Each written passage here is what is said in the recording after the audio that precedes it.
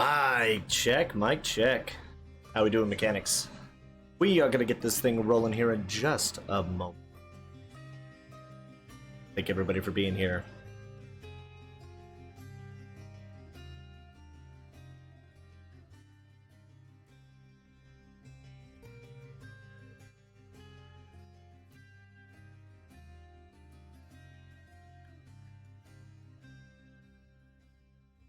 And now, let's get dumb. Good afternoon, sports. Sorry, good afternoon, mechanics. Let me get the rest of the crew up in here. Give me just 1 second. Hello, hello, hello. Welcome in, everybody. Now, this is the first time I've been back streaming in a hot minute. So I apologize for any rust that may be hanging on to this cart.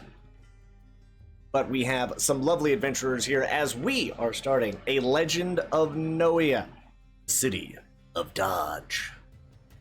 But before we get to that, let's introduce our lovely player starting from the top of the board. He is the mod, the myth, the legend, the man in the chair himself. Erengard, how you doing today, man? Doing good, man. How are you? Oh, I'm doing all right. I hope you are ready to deal with some shenaniganry, as the next guy that we have, he is one of the lovely individuals from Fabled 42. He is the crit rollin', character descriptive given, the man who can only be described as over the top. That's coming from me. G-Dubs, how you doing, my man? I'm doing all kinds of good. Thank you for that intro. I'm happy to be here.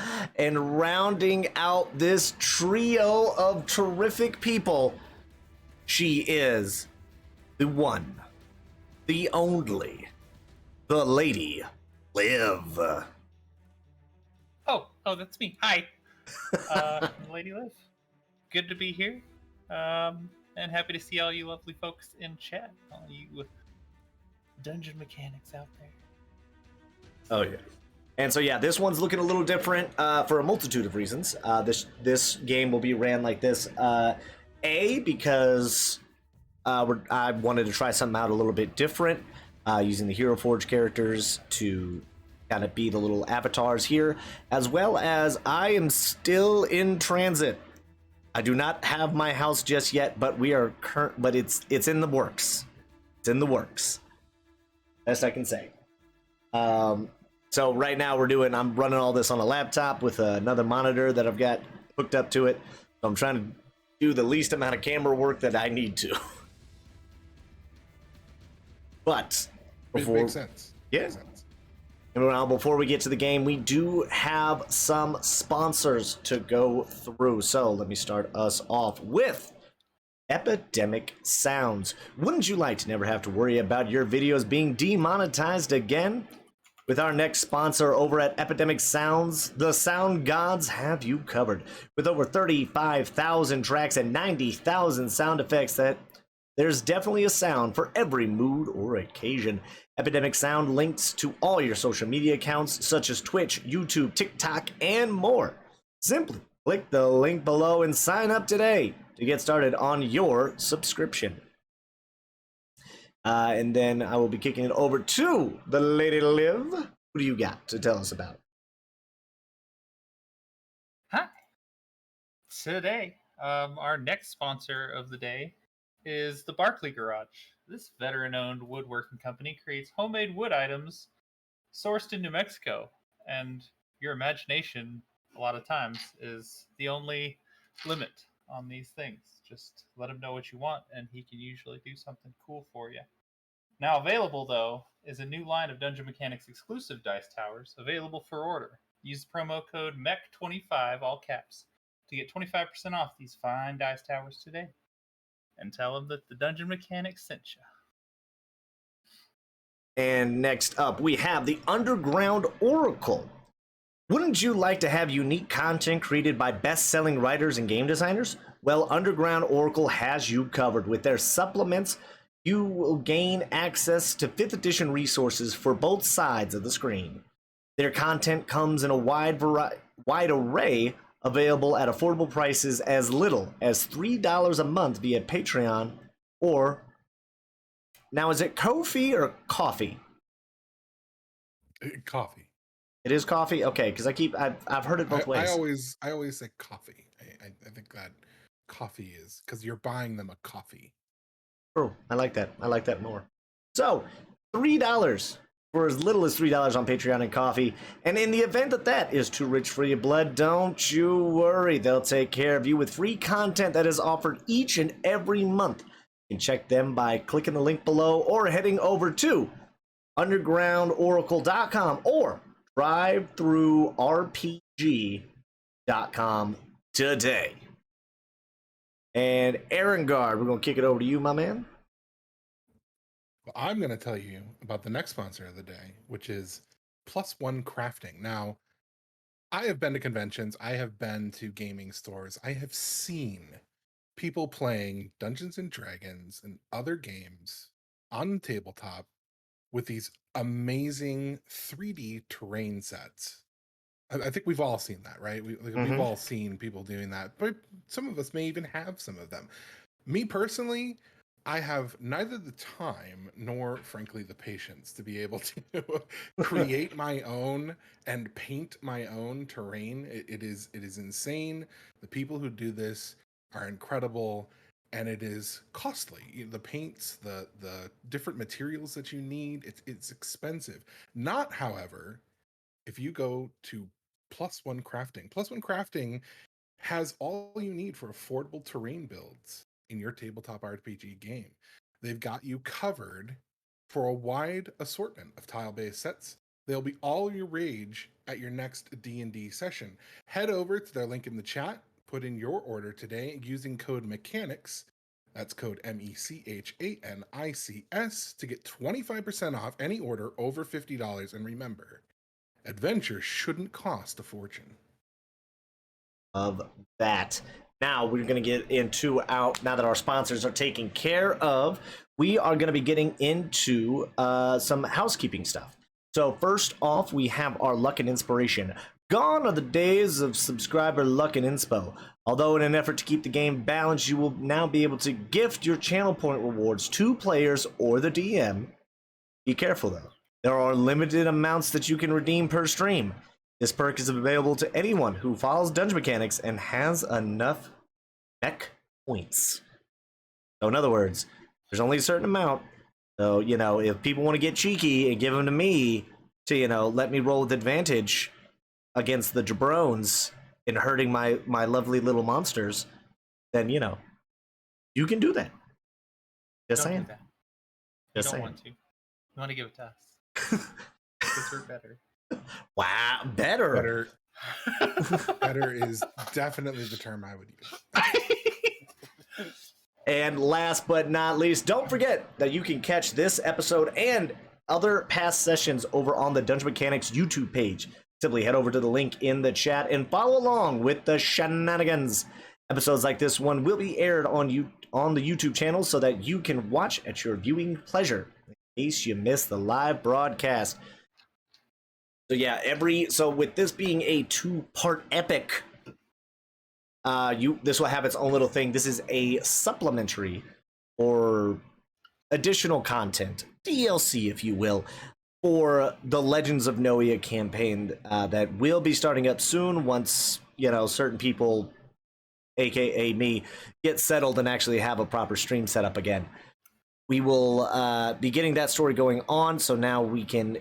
This is just kind of give you a little taste of something else that's happening in the world. And with all that being said, I think that covers it. We do have luck going to live. Congratulations. Some luck. Make sure you jot that down. She's so lucky. And now, without further ado, let's get in the game. Now, for those uninitiated, the Legends of Noia takes place on the continent of Noia, where 5 nations have band together to defeat the Frozen Isles, roughly 200 years ago. With that, once the Frozen Isles were defeated, the countries stayed together in a sort of, well, NATO-esque agreement would be the best way to put that.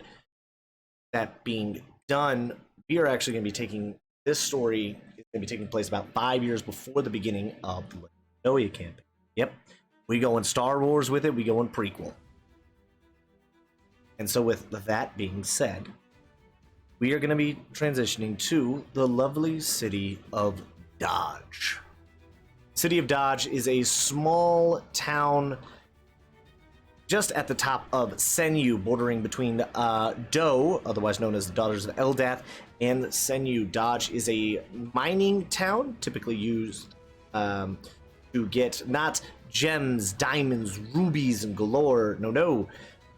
They're mining coal as well as another mineral, which I wrote down the name of, but now I can't remember the name of. Coal and yarn. That can be used as cheap arcane focuses. Now, along with this, they do find themselves right at the precipice of 2 days' travel by foot. Okay, sorry, I was reading the chat. I got distracted. Hell, I'm out of it.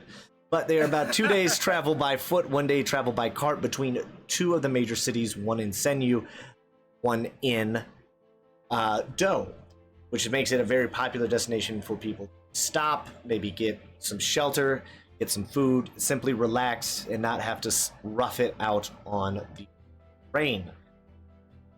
We are starting where all great stories start, in a small tavern of the Dusty Cup. Inside the Dusty Cup, it is nothing too fancy. There's nothing overly remarkable about it. There are quite a few patrons in there at the moment, being that it is near closing time. So you have people coming in who maybe just arrived into town trying to grab some rooms, or miners who might just be enjoying a little time off away from, well, the coal and the everything else. Okay, that answers my question. I know I don't have to go home, but I can in fact stay here. Yes, you can in fact. And sitting at the bar, we see a hooded figure. They seem to be kind of almost playing or tinkering with something at their table.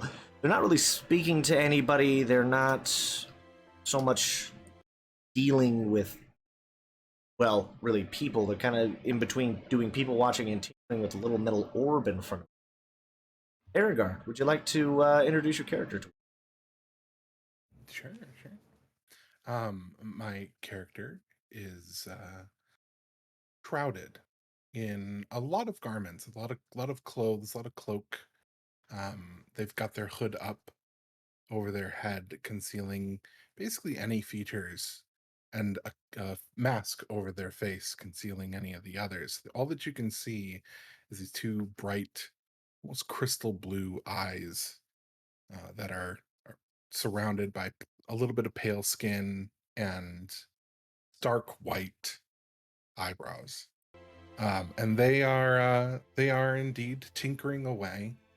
The any staff is keeping a fair distance from them. They've got a cup of some sort of liquid in front of them. They've got a plate of food that's been picked at but not really eaten too much.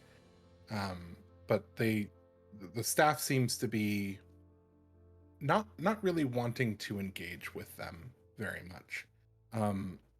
Their lower half, you can see, obviously on the chair that they're on, the armor, the plate armor that they're wearing, is almost like it's almost like it's a skin to them. It's so very clearly like molded and fashioned specifically for them. It doesn't look like it's any special metals or anything, extravagant in design. It's just very clearly was forged very specifically for them. That's me. Very nice. As you sit, the bartender kind of comes around the side and picks up your cup and sets down a fresh cup of, well, what you presume to be water. Just kind of stares at you for a moment. We're giving you a slight nod, being your type, knowing that, well, people who don't want to talk, best not to try to strike up a conversation with them, especially due to the fact that, well, he doesn't like talking to people either. So he places your cup, gives you a slight nod, and then starts making his. Don't even look up. Don't even, that doesn't, they don't look up, they don't acknowledge the action, they just keep tinkering away. As the bartender rounds the corner, finds themselves sitting, dumping out what was the remainder of the mug and begin wiping it down. They turn and look. And what would you be having there, ma'am? As this tabaxi woman is sitting at the bar, very much doing a similar fashion. Not nearly as inclusive as our previous one. Liv, would you like to character to? Sure.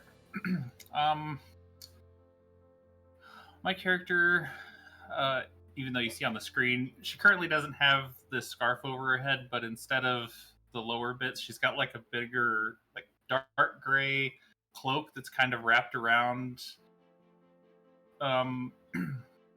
most of her garments, and the only thing outwardly you see is her bow slung across it. And her hood is down, so you see her like calico fur, and now have we said that she has been here for a bit at this point? You would have been, I believe you were here for a little. Yeah. Your character's kind of been people watching. That's fair. So she would look up at the guy and respond, "Really, ma'am? You're going to ma'am me after all we've been through? No, I've ordered drinks from you multiple times, okay? You don't have to ma'am me. My name is Rin, you know this, okay? And I will take my usual, which would be probably some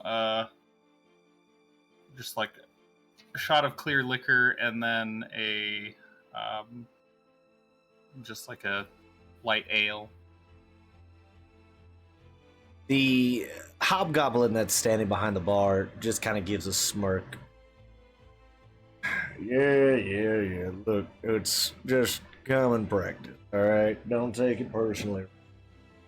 And you see him pull out the shot glass, and he's like, I still don't know how the hell you manage with your size to drink this and not fall down, but, well, I guess that's your, backseat reflexes. Slides it over to you as he then turns around and begins pouring the light ale. We all have to have our secrets, but if you want to challenge me anytime, you let me know. I'm not quite as young as I used to be, otherwise I might have taken you. Fair enough. He turns around, slides you the glass, or slides you the mug of ale. Yep, that'll be about, what was that, 7 silver? Sure thing. She just slides a gold across the counter. Right. Wait a minute, did I say silver? Yes. I did not mean to say silver, I apologize.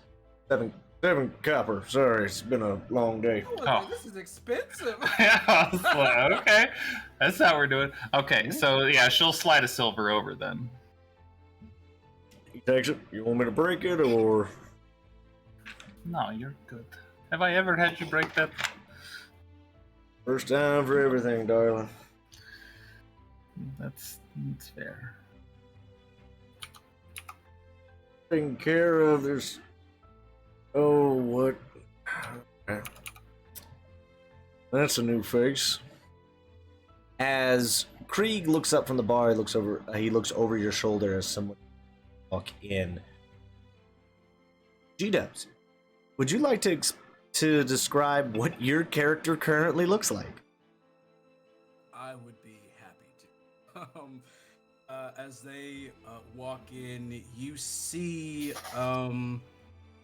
they are wearing kind of black and lavender leathers. Their cloak is currently wrapped around their neck a little bit for a little bit of warmth, and it has the this lavender spread design on it. It looks kind of like geometrical shapes mixed with like plant designs on the inside of it. They click and clack as they walk in their high heels. They are a slender, very pale. Actually, right now they're probably not as pale, but slender body. Right now, their face is has caramel skin. Their hair is a mix of black, browns, and golds, and it's currently very, very wavy as they're kind of zhuzhing it up from coming from outside, and their eyes are a deep hazel. And they go, "Oh my, it's so dreary out there today. Just want to come in and get a little bit of warmth." Looks around the bar. How many kind of people do I see here, Dean? Right now you would see, with when it is, sun's just gone down. You're looking at probably two small families. You know,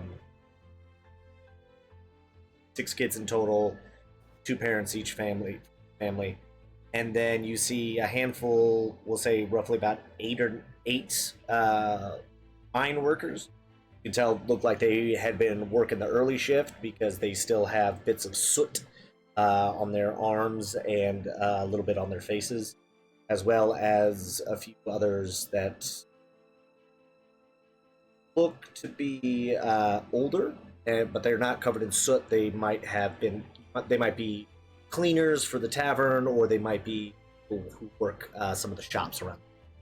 So I think overall you see just like ballpark around 2020. Gotcha. As I kind of look around and as I like zhuzh my hair, it's almost unnaturally becoming more and more curly. It's like I'm doing something with it. What most people do not know on the first glance of me is that I am a changeling. And as I'm looking around, I'm like, oh, families and dirty boys. I can play with this a little bit. But first, I need something in me. Let's see what we have here.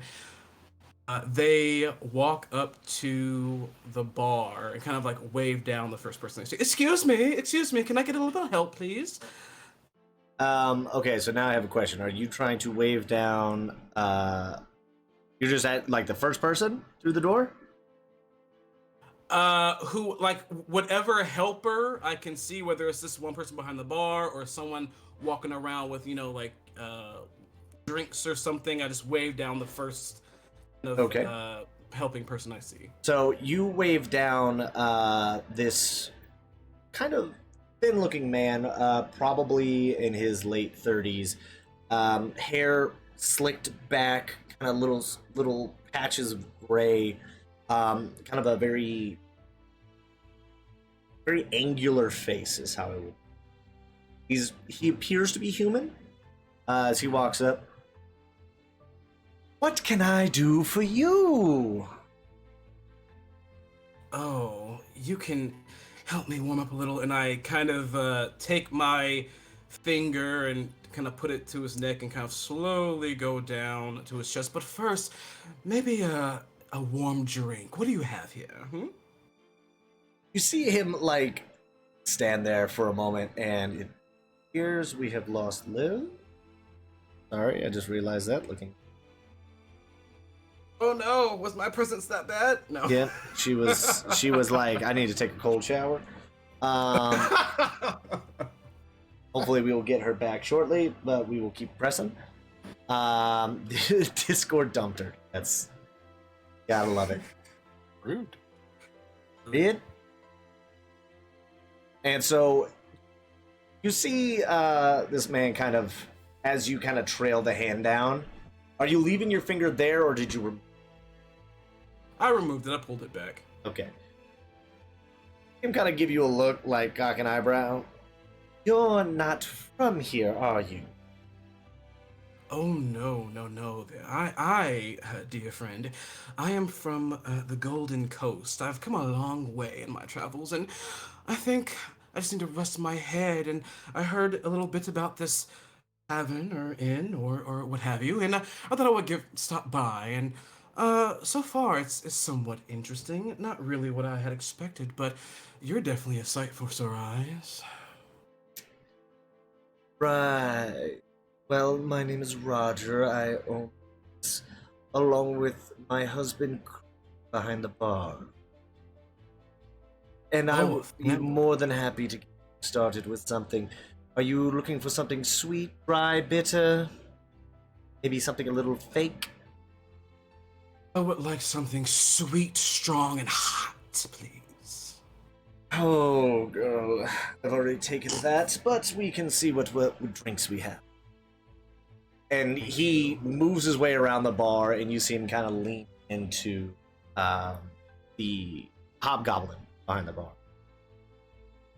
Krieg, as he whispers something, and Krieg kind of looks at you, does a chuckle, and then reaches under the bar and pulls out a very dark bottle, sets it down, turns around, starts, or gets a, wow, I just, a cup, a glass, a mug. Holy cow, my brain broke for a moment. I was thinking of a tankard, like a big one. So I was like, I can't think of the word. But, yes. And so he kicks it about halfway, cuts it off, turns around, uncorks the bottle, pours a fair amount, caps it off, picks it up, does a little swirl, sets it down. There's your hot and strong drink, ma'am. I'm sorry, what was that? Said you wanted something hot and strong, right? I'm sorry, did you call me ma'am? Yes? Oh, baby, sweetie, no. I'm kind of so far beyond gender. You can just call me Lilifer. You see him begin to stammer. Don't have, I have Roger's department. It's all right. It's all right. Just relax. It's all right. There's a first time for everything. Right. And as I walk away to a table, I kind of just trail my slender fingers across his chest, and then walk away. Roger, I'm not dealing with him anymore. He just goes back to what? You tell who's the social person between this couple.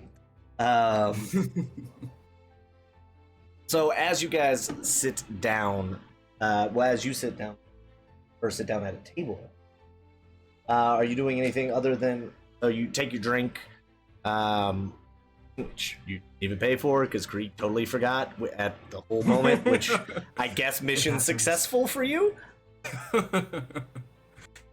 As I take a seat at this table, I kind of undo my cloak, and as I do, you can see on the other side it's very dark ash black. I take it off and kind of, put it on the chair behind me. Kind of give me a little extra cushion between the hard wooden seats here, and I kind of swirl and I kind of give my drink a little sip. How do I like it, DM? So this is a very dark picture of a dark ale that is as would have a similar palate to like a Guinness, and then it is mixed in with a very warm, almost I don't want to say fireball because that's not what I want. Goldschlager. So it's like it's got a lot of different notes, but you can tell it is very strong. It is warming. So, however your character would perceive a drink like that, that is how you would perceive it. And thank you, Peraltina, for the luck and the inspiration to the DM. This is so delicious. Oh, I'm getting kind of friendlier as I go. Let's see. Oh, what nice families are here. As Let me you take this off. kind of do your like thing, you give me a perception check. Gladly. Ooh, that's not bad. So that's gonna be a total of 18 total. 18 total. So as you are, no problem, Liv. Hey, take your time. As you do that, you notice one of the tables that has the families. You see a young boy, probably around 13 years old, just not even like staring at the sun, looking. Before his mom like checks him with her elbow and is like, and grabs him by the back of the head and points his head down. I kind of giggle to myself as I know that most people that I've kind of traveled around aren't used to seeing someone as androgynous and unable to pin down the type of person they are, and I'm very used to getting eyes when I allow it. That is, I know how to blend in when I feel the need, but I just chuckle and kind of let my eyes graze the rest of the tavern as I drink, and I'm kind of unloading, taking off my backpack. I don't know if they allow weapons in here, but just With taking that off perception, you would notice that not a lot of people have weapons on them, but that might not be necessarily because they're not allowed. More of people don't really feel the need to carry them. Totally understood. As I take everything off and I'm just kind of lighter, you would say, I unzip. I have this, black and lavender leather top robe on, and I unbutton it almost to like below my chest to give a little bit of cleavage. I mean, I'm all smooth everywhere. I don't have that many curves, but I do enjoy giving people a tease every now and then. As I get more comfortable, I put my high heels on the table and continue to drink and just embrace the warmth and resting from my long travels. Erengard, I would like you to perception check for me.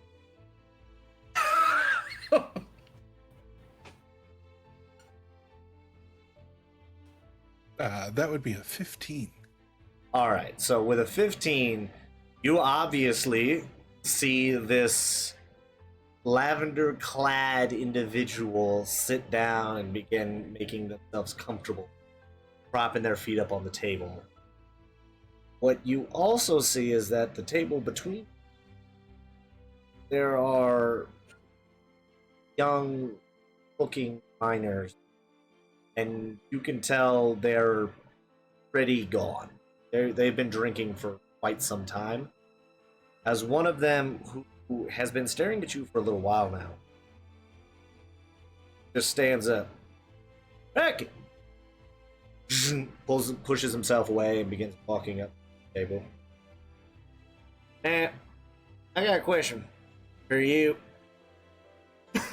On top of whatever it is that you're diddling daddling with over here, who are you exactly? Cause I swear, I've seen you somewhere before.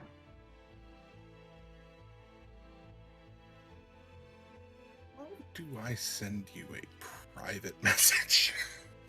Just send it through Discord. Okay. That'll make it easy.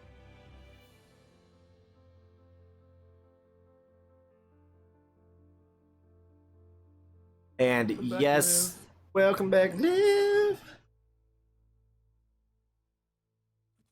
You have returned. I Thank see. you. Thank you. Yes. Sorry. So yes, I we had to have. go restart my whole ass router. You're fine. You're fine. It happens. Yeah, there you go. I sent it. Okay. So he's sitting there, and for a moment, anybody who is around, Liv, you wouldn't mind giving me a perception check?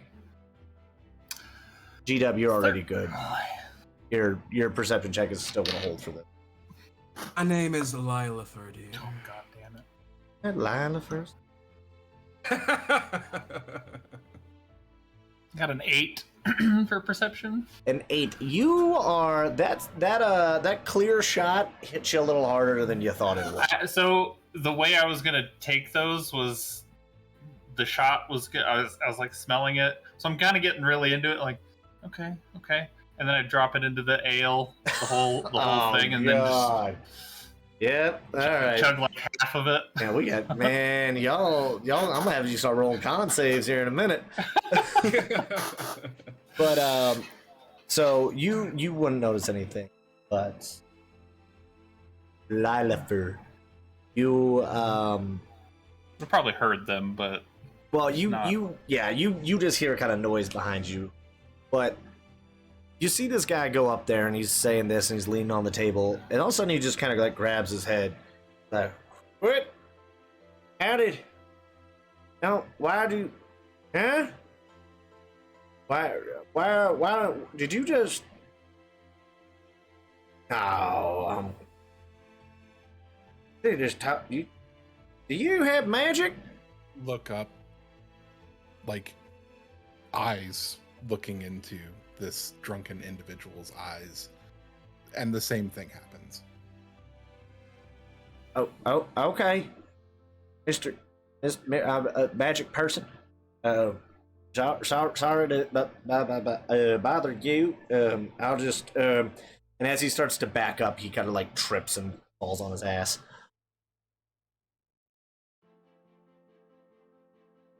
His buddies all laugh at him as they begin to kind of pick him up and set him down at the table, confused as can be about what happened. And they go back to tinkering. Okay. With my earlier role, did I mean, of course I heard everyone laughing and that guy falling. Did I happen to see anything extra to why he held his head? Nope. It was simply you saw him go over, you saw him try to talk, grab his head, ask some more questions, and then the individual at the table looked up, and then he kind of just stumbled backwards on his butt. Gotcha. I would probably just yell out, well, someone's been drinking pretty heavily tonight. I think someone needs to go home. Maybe your friends will carry you out. On that note, Creed does look up like, all right, boys, you just stop harassing everybody, otherwise you're banned for a week. And at that point, everybody at that table stands up. Well, hold on, don't, sorry, we'll leave. And they begin kind of stampering out. When you guys had come into the town, sorry, hang on. When you guys had come into the town, you would have seen that the rooms aren't really in the inn. They have the keys, and it's almost like there are like little shacks that are built along the way. Some of them are single rooms, some of them are a little bit bigger for families, and then other ones look like you can fit about 6 people in them. Kind of looks like this is designed as a holdover spot. So you can either just rent a bed, you can rent a room, or if you have a family and you're traveling, you can take, essentially a small house. And you see as the group of them kind of scamper into one of the 6-bed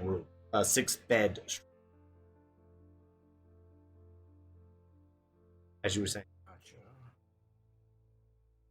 So as they're stumbling to their rooms, are they all dwarves or are they No, mixed? sorry, yeah. So they're a bit of a mix. 2 of them look to be human. One of them has elf-like features, but it looks like they are more than likely a half-elf, just based on they have a handful of their nose is a little bit more human-esque than your standard slender elf face. Okay. Yeah.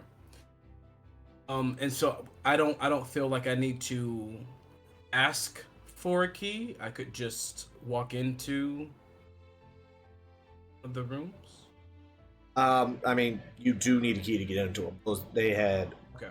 booked their rooms prior to while they got their first round. Mhm. Well, I'm going to with my cup and drink. I'm going to stand up. I'm going to leave all the stuff that I took off at my table. I'll just have it in my peripheral. I'm going to walk over and sit beside this hooded figure I saw one of the miners talking to. As you do that, we're going to pause on that, and we're going to back up to the bar with Rin. Rin, you just knocked back that drink, and you now kind of heard the people kind of stumbling out. And as you kind of return back to people watching, you see the walked in, essentially leave their things at their table, and then go walk away, sit at another table. What would you like to do?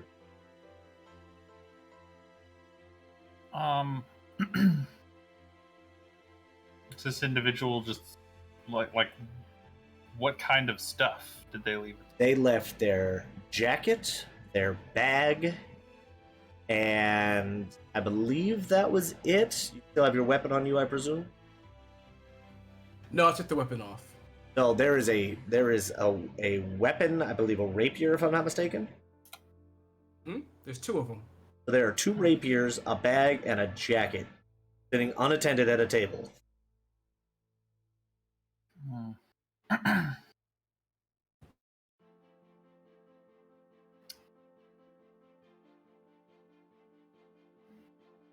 I don't know that she would do anything about that. As bulky as the stuff is, and that's not really her purpose in her existence.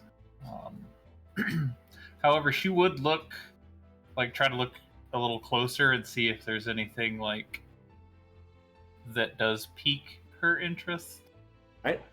You try to do this. I assume you're trying to do this stealthily. You're not just going over there and be like, what do we have? Well, I'm not sifting through it. It's more of from the bar, kind of do the turn around on the bar stool, kind of lean back on the bar, and just kind of watching the stuff, but out of peripherals, looking at the pile to see if she might see anything of interest there. Okay. Yeah, I guess just give me another perception check. That's a little better.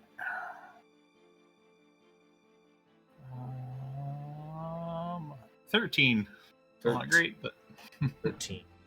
So on a 13, the bag is tied up pretty tight. You're not in it. You do see that it looks like one of the pockets in the jacket might have something a little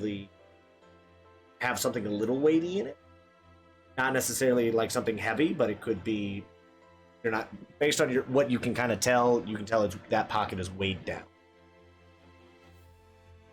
Gotcha. But with the 13, that's probably about all you got. Yeah, I think she just kind of watch and keep an eye. And then now we are going back.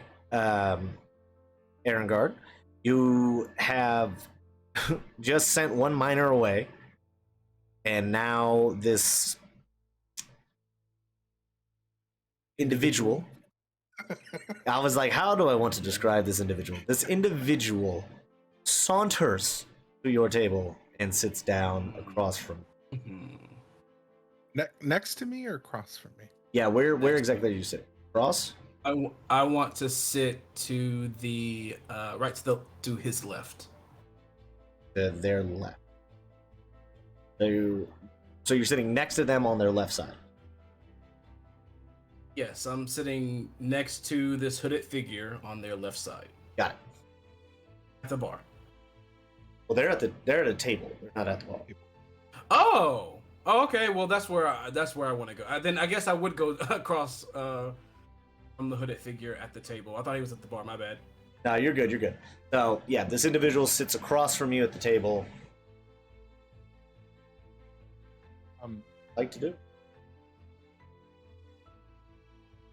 I would first like to. Oh, go ahead. Well, yeah, this is. Well, I'm gonna have Erengard do the thing first because he's gonna get the. They're gonna get the first reaction. I was just gonna say.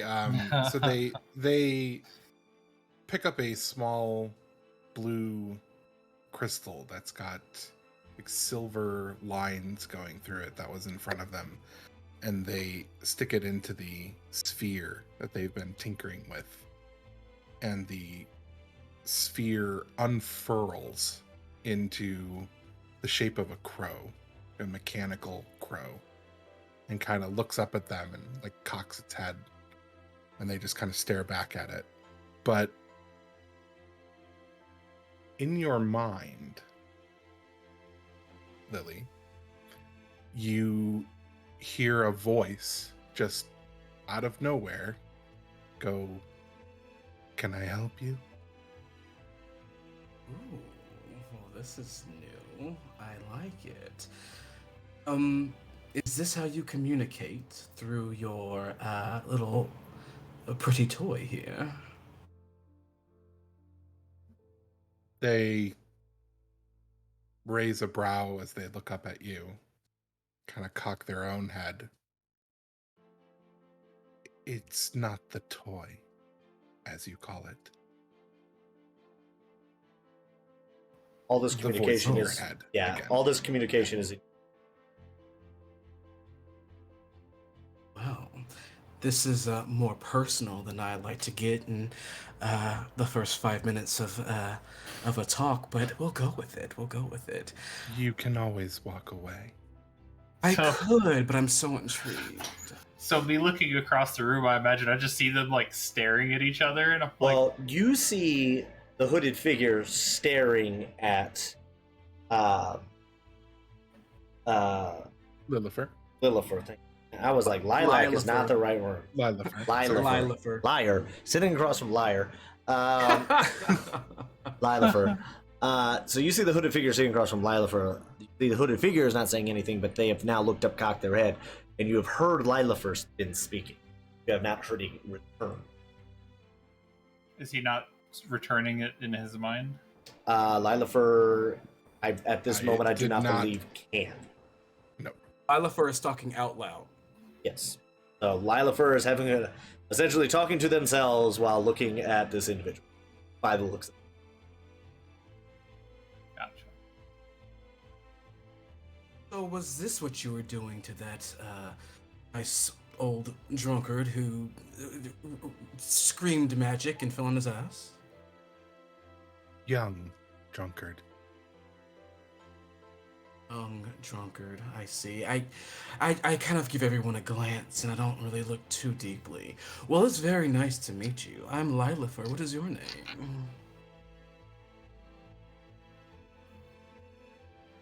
There's a long pause as they look back down at the bird and kind of give it a little scritch.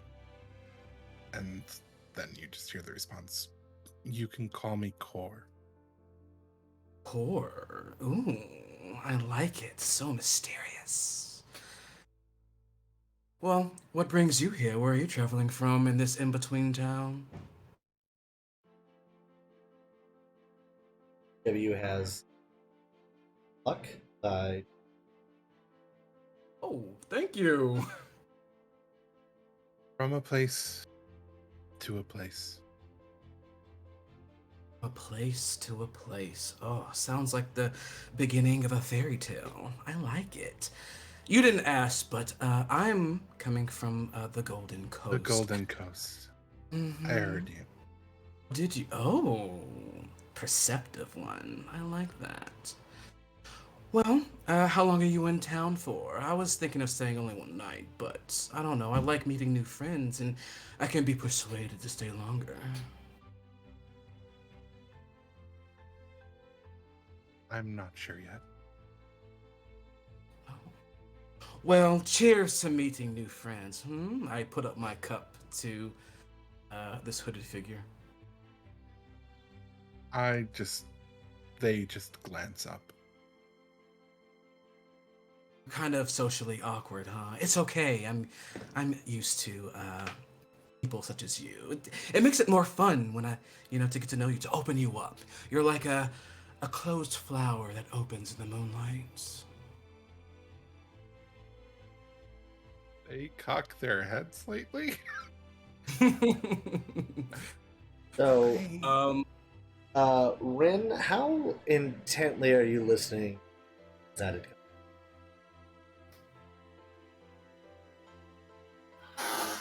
Honestly, at this point, probably as much as I can, like from across the room, Okay. while trying to still like pick up on anything else of note. But right now, this is the most interesting thing in the room. So I'm not like staring at them, but I am like trying to listen to what's going on there. EM, Yes. with my earlier perception, would I notice if this is like the only tabaxi in here, and that they're just kind of letting their ears just kind of do how they wish? I would say you would need another one for this because that happened after you had essentially left that table and really started focusing on your conversation.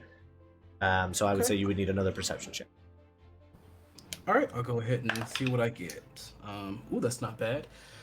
Plus perception. That's going to be a total of 20. With a 20, you know what? Ren, how about you give me a stealth check if you're trying not to seem too obvious about it. Oh yeah, that'll be 29. 29. Yeah, you don't notice. They are playing that casual very well. Okay. Are they the only backseat in the room? They are the only tabaxi in the room. After our partly mental and out loud conversation, I would turn to and also before I say anything, I think you said that your hood is currently down, right? So we can see your ears? Yes. Okay. Look over. Oh, a tabby. You are my favorite kind of feline. Ready to join us?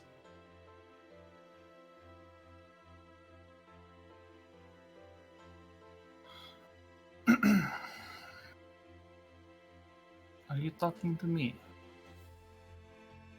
Yes, you are the only one here that's almost as glorious as I am.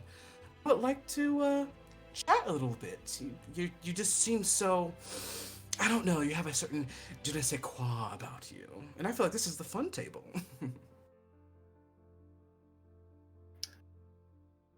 I did not speak Elvish, so I did not know what you just said, but well, maybe you will. Good for right now. Maybe you will understand this a little bit better. And I start to kind of make this beat on the table with my fingers, and in and crap, what's it called? Yeah. Speak out, or not speak so much. It'll thieves can't. There it is. And then thieves can't. I say, come on, have a little fun and come join us.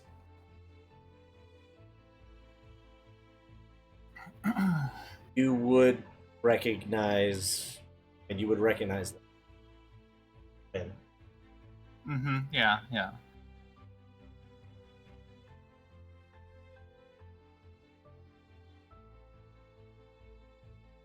I just kind of, keep my eye on them, kind of give a little eyebrow lift of interest. But, And returning the thieves can't. More of what's in it for me. And thieves can't play your cards right, and anything's up for grabs.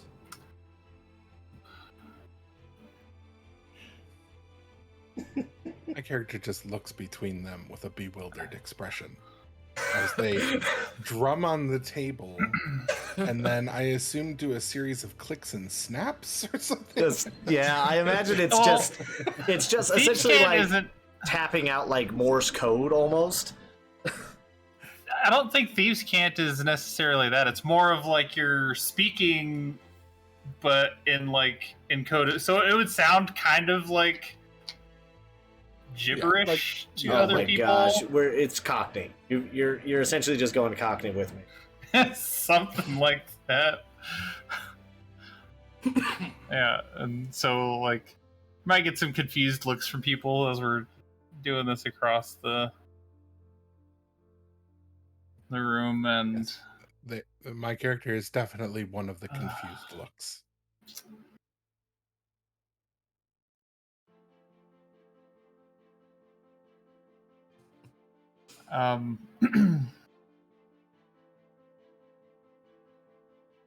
basically it would come back with unless it's gold you're speaking of or something of value, not very interested.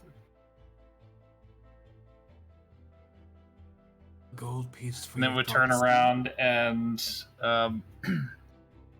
slide another silver on the bar and kind of give the bartender a nod.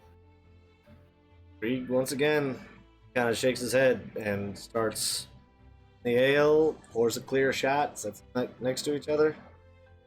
Still not entirely sure if you should be drinking this, but well, it's still good. Kind of flips the coin up and Thank you. as take oh sorry, a couple drags off the ale first and then drop the shot in. a plunk. So as you guys kind of doing that, and you, the families kind of make their way out, kind of trying to making their way back to their. I am gonna need a con save from on this second. Okay. We'll make it a DC 10. All right. Well, that'd be a 15. So You make it. You knock it back, and you know. What do you do after you knock that shot? Knock that. Not even a shot. What do you call that? Just all of it. When you knock that drink back? it's like she's not chugging the whole thing at once. Like she drops the shot in and like takes like half of it goes down with that one, and then she kind of sips on the rest. Got it. Until it's gone. So, but yeah, she just kind of wipes her whiskers after she takes the long drag, and kind of turns back around. Still listening, but I'm gonna need all three of you to roll me a perception. Gladly.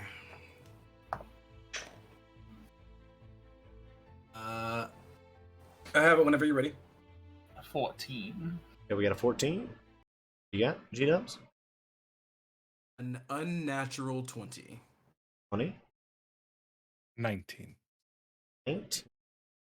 Love that.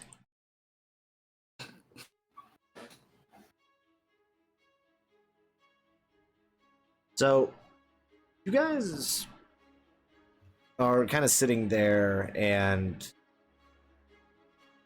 people are kind of coming and going. There's a little bit of music being played.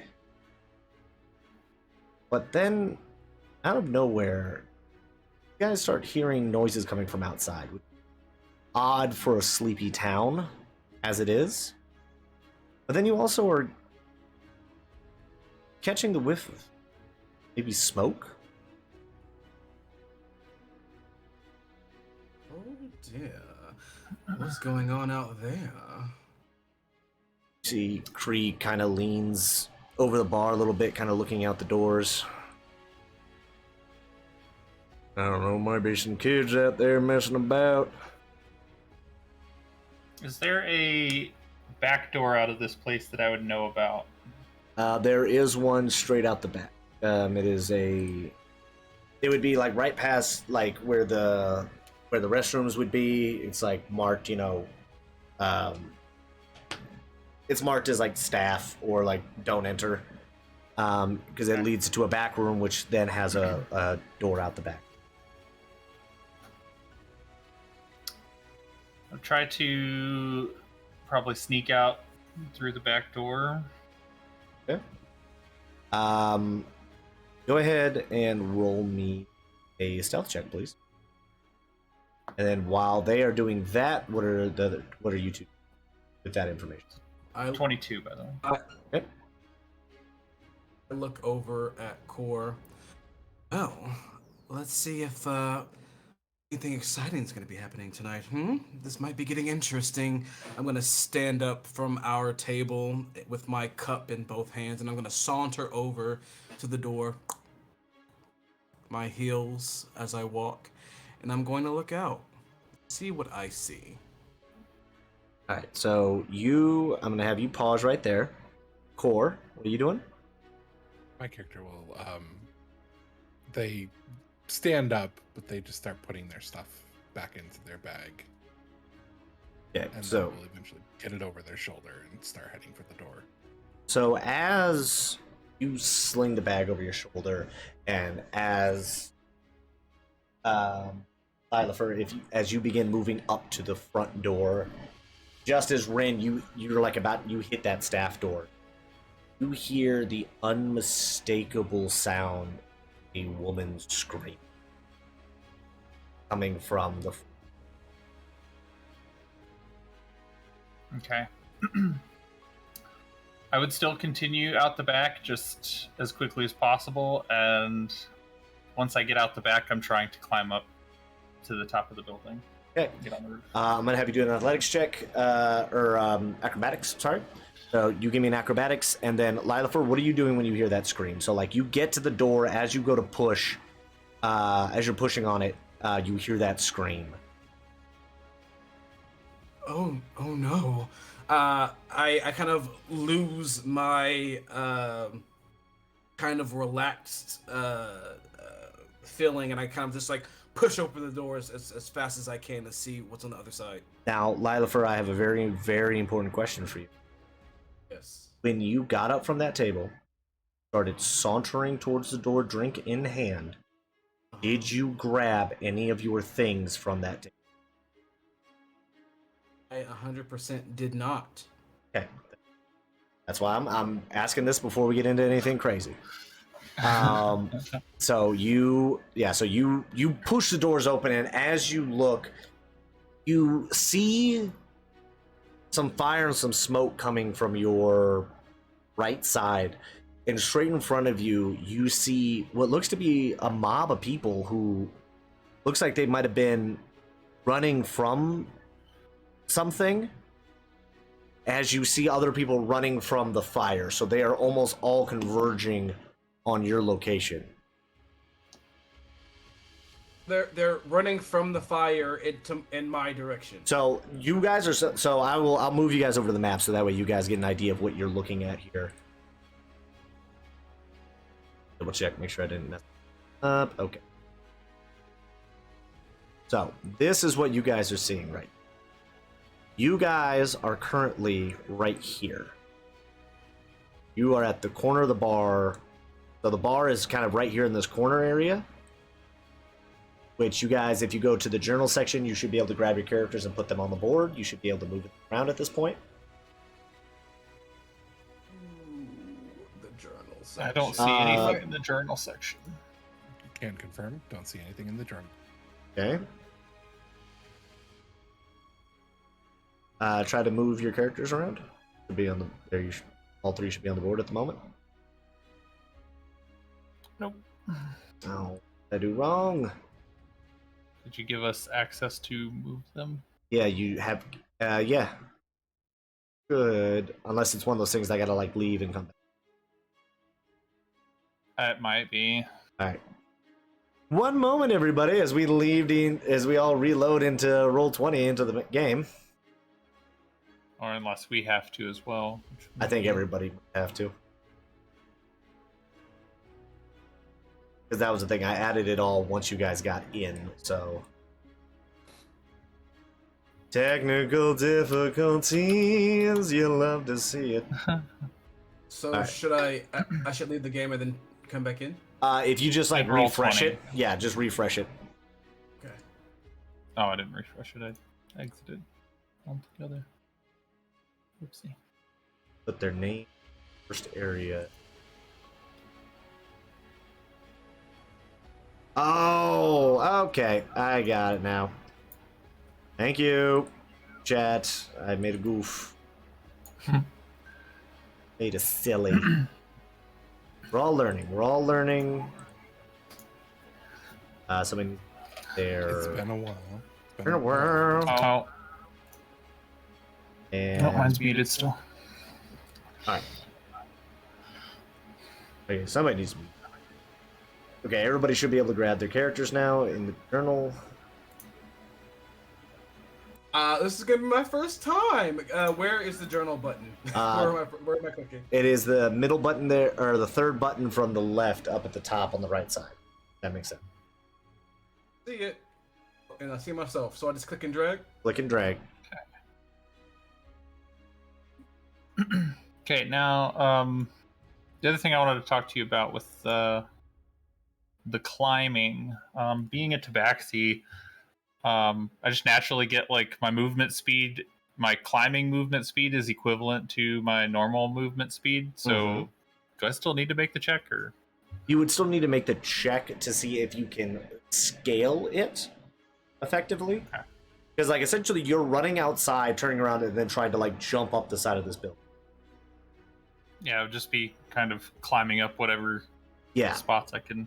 Yeah, so claw my you're way up. trying to Assassin's Okay. Creed it, so... What was it? 17. 17? Yeah, you make it no problem. So yeah, you managed to scale up the side there. Sorry, I was just kind of moving you guys to roughly. So yeah, you managed to jump up and you get on top of the roof with little to no issues. Core, you are still inside the building, but Liafer, you can now see this. So from what you see 3 parts down here. Boop. All should now be showing up for you. So 3 at the top of the street. There are 3 carts there. One of them appears to be on fire, while the other 2 are not so, but they do look like they are blocking the path. Would I see that from the rooftop? You would also see that from. Okay. All right. So I see 3 carts up the street. They're on fire. One of them is on fire. From this distance. And did you say there was a second group of people that were running in like the opposite direction? Like So converging you into saw, this? yes. So you see a group of people. see a group of people running away from the fire, and then down on this area of the map, there are people coming up from, because down this road is where all of the rest of the houses are. So as you can kind of see, right? So this little corner area is where the bar is. You have your general shop right here, and then a couple other like little smaller shops, you know, like blacksmiths to fix axes and wagon wheels and stuff. And the rest of these are kind of like houses of the people who work here, and then the rental houses all are out this way. So it looks like something, for some reason, people were like running out of their rooms towards this way.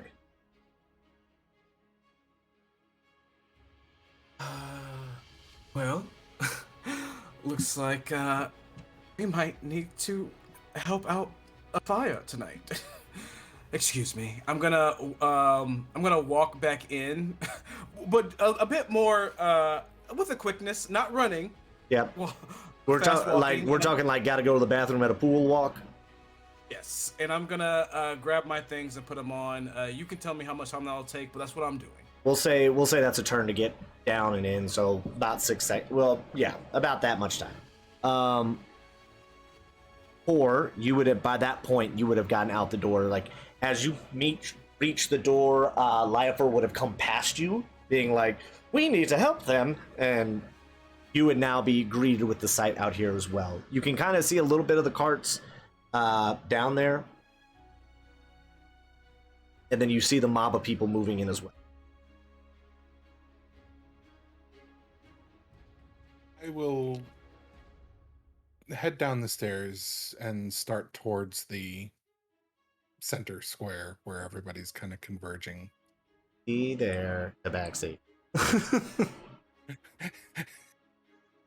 Okay, and so as that's happening, so we're gonna have you pause right there. Liafer, you would be right back outside where you were. And then Rin, you get to the roof, you see the fire, you see the people. Which direction are you trying to go right? Trying to go towards the fire or towards where the people are, or where the mob of people are running?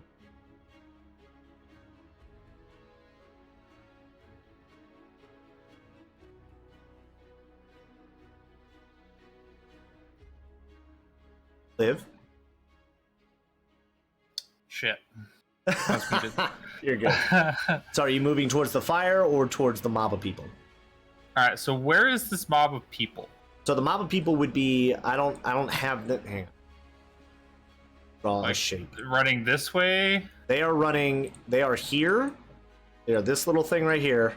Okay. Little green box. And they are running towards this center area. Okay. And do I see what they might be running from up here? Give me another perception check if you, because it looks like daytime, but it is night for you guys. I couldn't get the nighttime map to 20. Dirty 20. Okay, so with a dirty 20, you can kind of peek through there, and as you are looking kind of at the back of the pack, you notice I also have dark vision, so yeah, shocking. That as you can see towards the back, you're noticing people kind of falling, and like you hear screams, you hear the noises of fighting, and you can catch just the glimpse of what appear to be kobolds. okay. Then I would basically, you see where I'm pointing Yes. on my screen? Yeah. That is where I'm going to be moving to. I'm going to use my feline agility ability Okay. to double my movement to get right there. Okay. And whatever the closest of these things is, I'm going to start trying to, I'm going to pull my bow off my back. Okay. The cloak I would drop to the rooftop and start firing. The first shot. Okay. Hang on. Hold on. Okay. Can I have you pause real quick? Okay. So as you're up there, you see that I'm gonna need everybody to roll for initiative. And while they roll for initiative, we're gonna take a quick break so everybody can go to the bathroom, refresh their drinks, and a Legend of Noia, the City of Dodge, will be back in just a moment.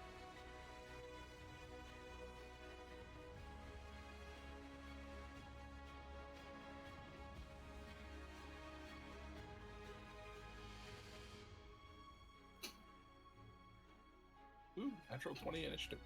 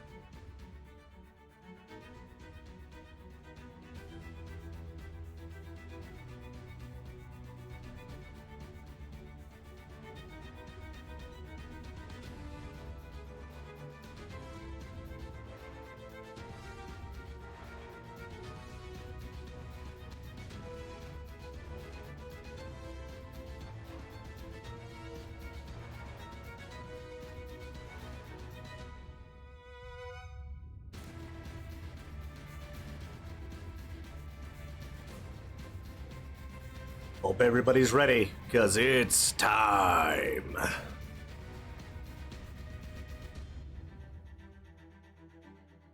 And we are back. Hope everybody got their drinks and refreshments. Hello, hello, hello. Hello? Wonderful players. Huh? Huh? Eh? What did you say? Can't hear you over the sound of pain. All right, so let us get into this. 4, what did you get? Initiative? Natural 20 for 22. Natural 24, 22. Love it. Okay.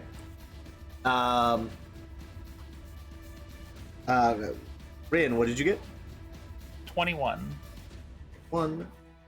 And then, Lilafer. Total of 16. Okay. Woo, we looking pretty out here. Love it, love it, love it.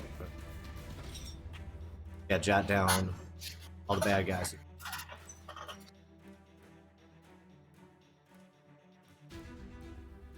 Nothing above a 5.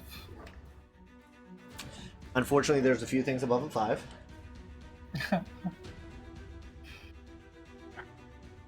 Rude. Who got a 5?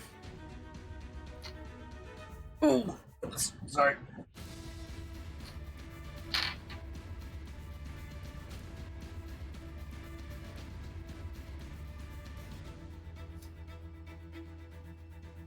I was talking about the bad guys. They're not allowed to have anything above a 5. Yeah, they got above that. It's my rule. Last I checked, I am God here. Therefore, your rules be nothing. Fine. All right. So now that I get all of that written down.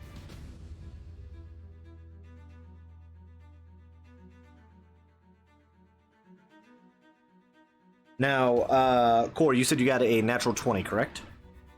Mm-hmm. Okay. So you will have advantage on pretty much anything this round because you got a natural 20. It's a way to kind of make it so that way it feels like you didn't waste that 20. Sweet. So yeah, your whatever attack you get, yeah, you will get advantage on that attack. Set up there. Okay, so starting us off is actually gonna be, yeah, that'll be Core. So from where I am, can I see these kobolds chasing the people? So there are people kind of rushing towards you. I would say there's roughly about a dozen or so people that are moving in your direction. So you would see some of them, but from where you are, you would not be able to get like your beat on like how many there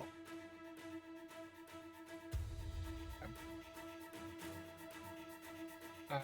Oh yeah, that reminds me. I totally forgot to put them out. I apologize.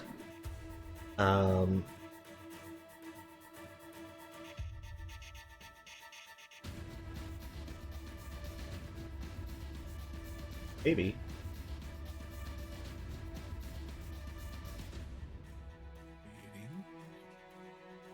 See?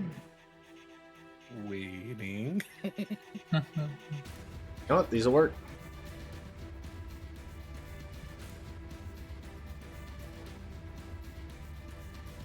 See if I can see if this will work. Yeah, cool.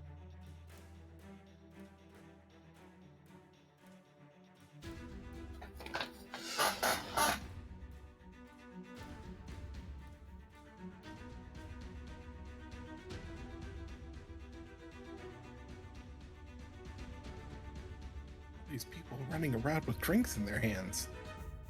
Well, technically they're alchemists, but hey, who's counting, right?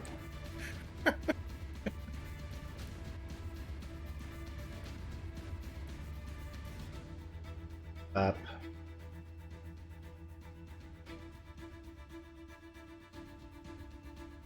And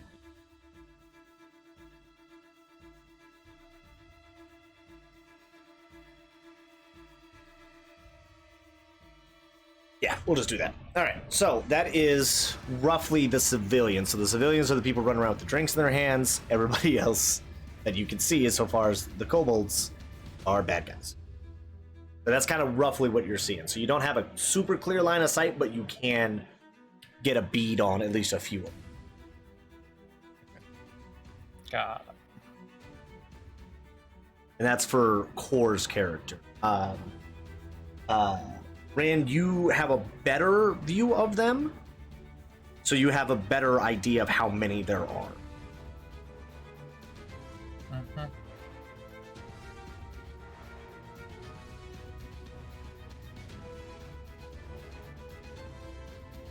All right. So seeing there's a fire to the north, Yep. and there's these obviously hostile creatures chasing after people to the west. Core will start heading west. Okay. They will move, like kind of get like out of the way of the crowd, start heading that direction.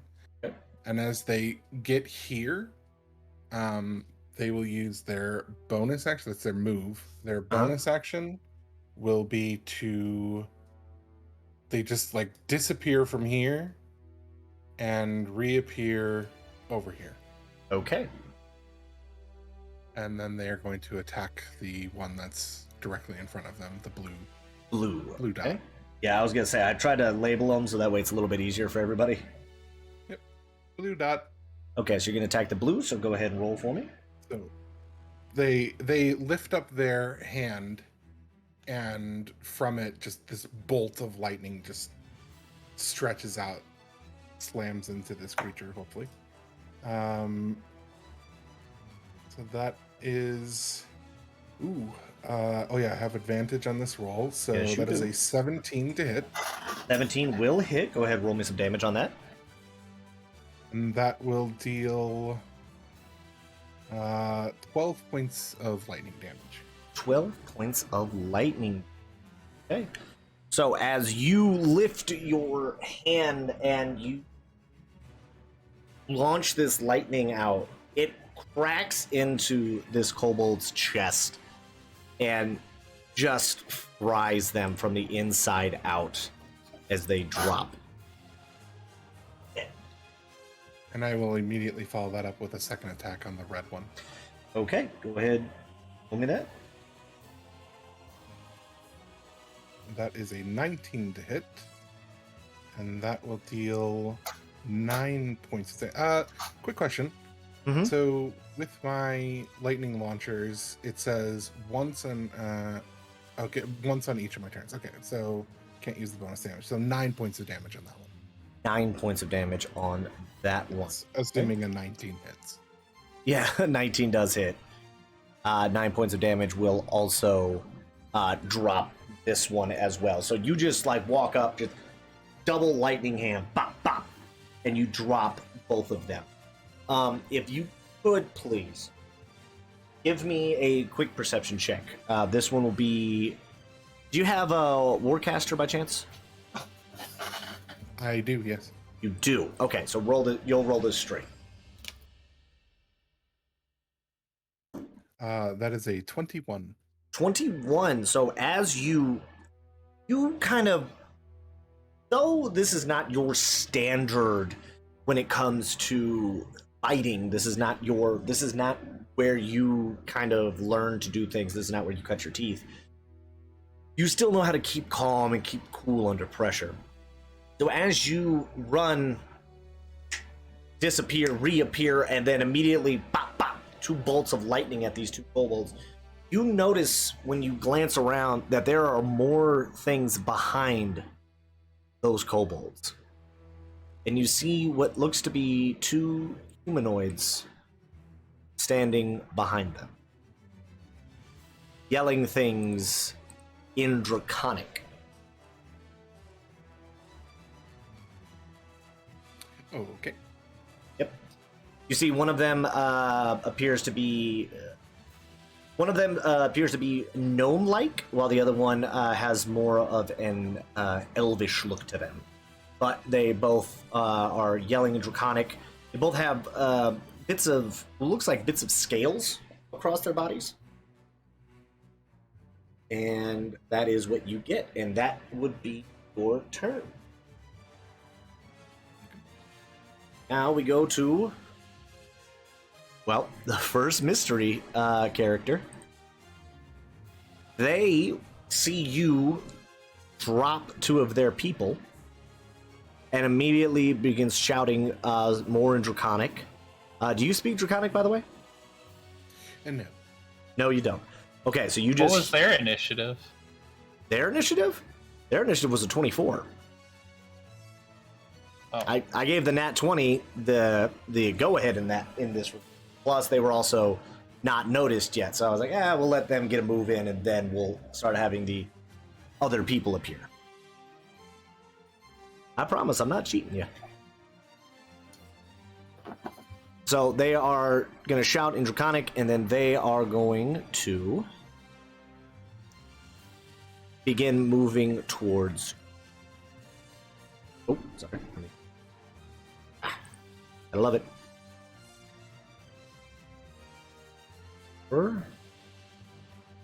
And they are going to go ahead and take a swing with the hand axe.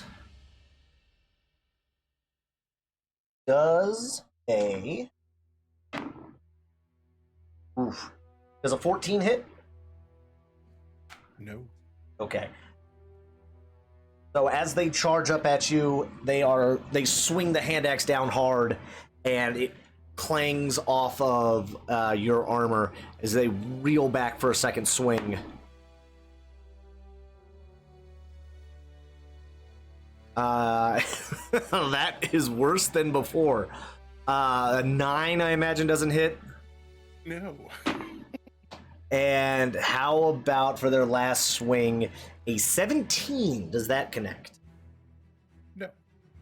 So you see this elvish creature like just run up and take one big swing with the hand axe, and then deflect it as then they come quick with two swings of a short sword, and they both just ping ping off of your armor. And that is their turn. And now we have Rin. You're up, my dear. All right. So,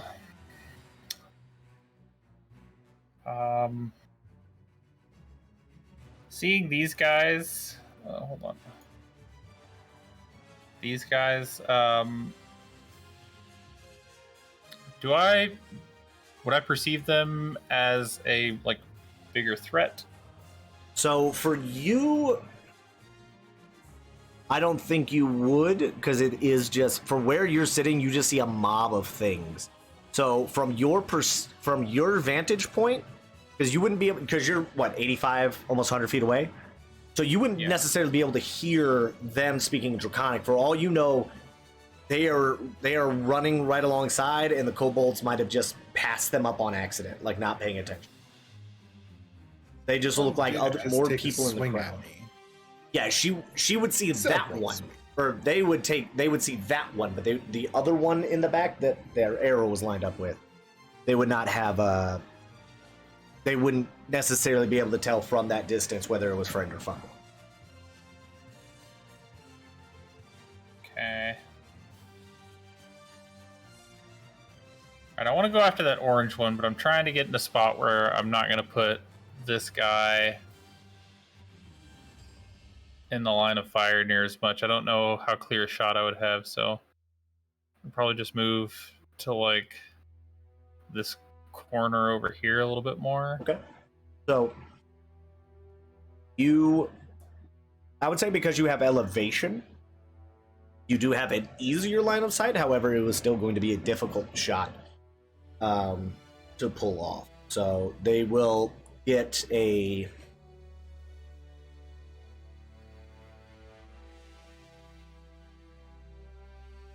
Well, I'll rule it as you have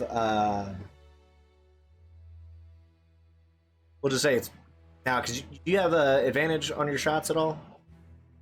So I should get advantage on this one because this one hasn't acted in combat yet. It has not acted in combat, so because you would have advantage, we'll roll this one straight. Fair enough. So instead of not having advantage, Because technically he's covered up by that other person, like he'd be like half cover. His kobold's like 3 feet high. So for you to land this shot, it would take a bit of finesse. So this would just be a straight roll instead of advantage. all right. What about? I want to. The yellow one would be a straight shot. That'd be a First, I'm sorry, yeah. that would be that you would have a better shot at that one. You would have advantage on. Okay, then I'll shoot at that one first. All right, go ahead, roll for me. Want that advantage. All right, so not that one.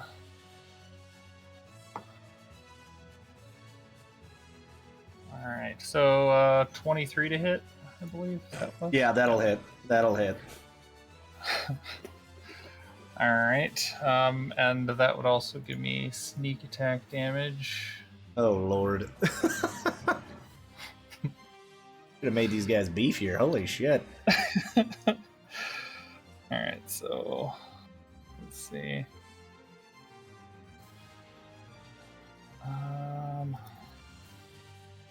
8. So that's 8 plus 5, 13, 14. 14 points of piercing damage from the first arrow. Mm-hmm. Smacks that guy.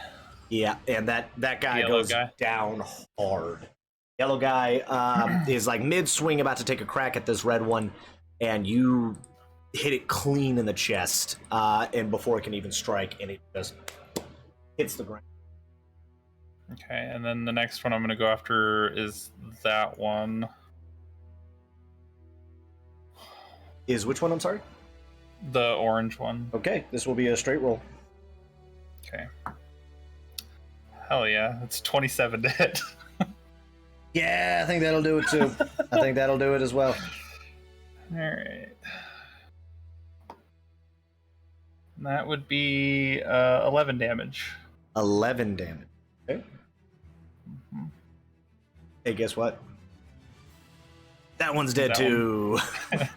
These are kobolds. These are not like big beefy boys. All right, so G-Dubs, click the ruler on the left side. I'm sorry. Thank you. He had asked in chat how to bring my up bad. the ruler thing. Appreciate it. And I think, let me see.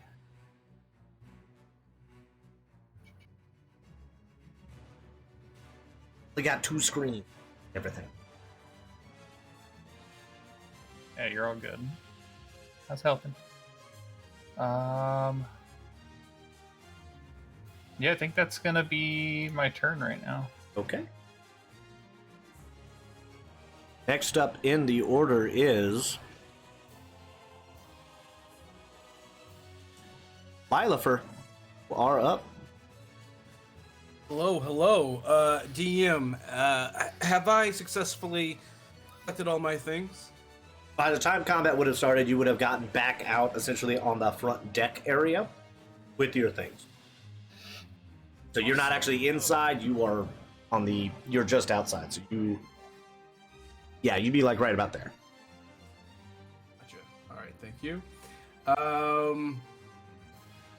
From this vantage point, nah. So I'm gonna focus on this fire up here, and I am like literally just going to start running my way over there. And as I like pass by this alleyway, I'm like, kobolds? When did kobolds get here? I keep on running.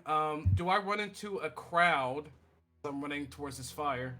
So the people that are up there, the red and green, those are people that are running away from the fire. Okay, as I get here, I'm like, what happened? What happened? What caused this fire? So they don't respond to you because they are running for their lives. However, you do see now more kobolds standing next to these 3 wagons, as well as someone standing behind it, but yet you can't quite get a good look because you are essentially looking through a flaming cart at this point from that ring. The people running past you essentially just give you, "What are you doing? Run!"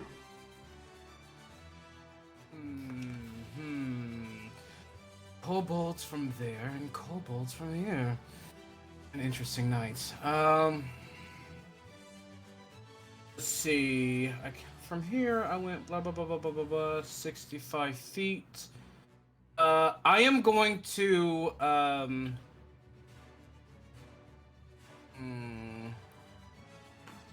gonna finish my dash. Yeah, so I'm gonna finish my dash at 80 feet here. Wait, hold on, wait. Hey. There we go. I am going to, for my action, take the dodge. I'm gonna just ready myself for anything. As I focus on this side of town and trying to make sure people can get away safely. Okay.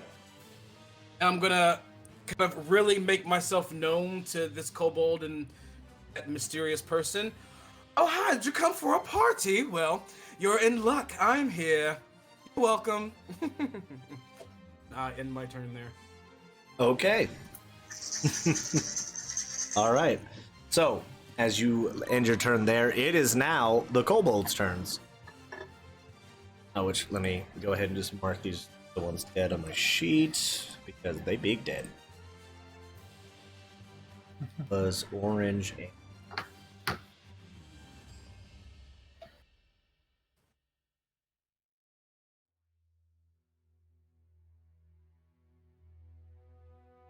Sorry, everybody.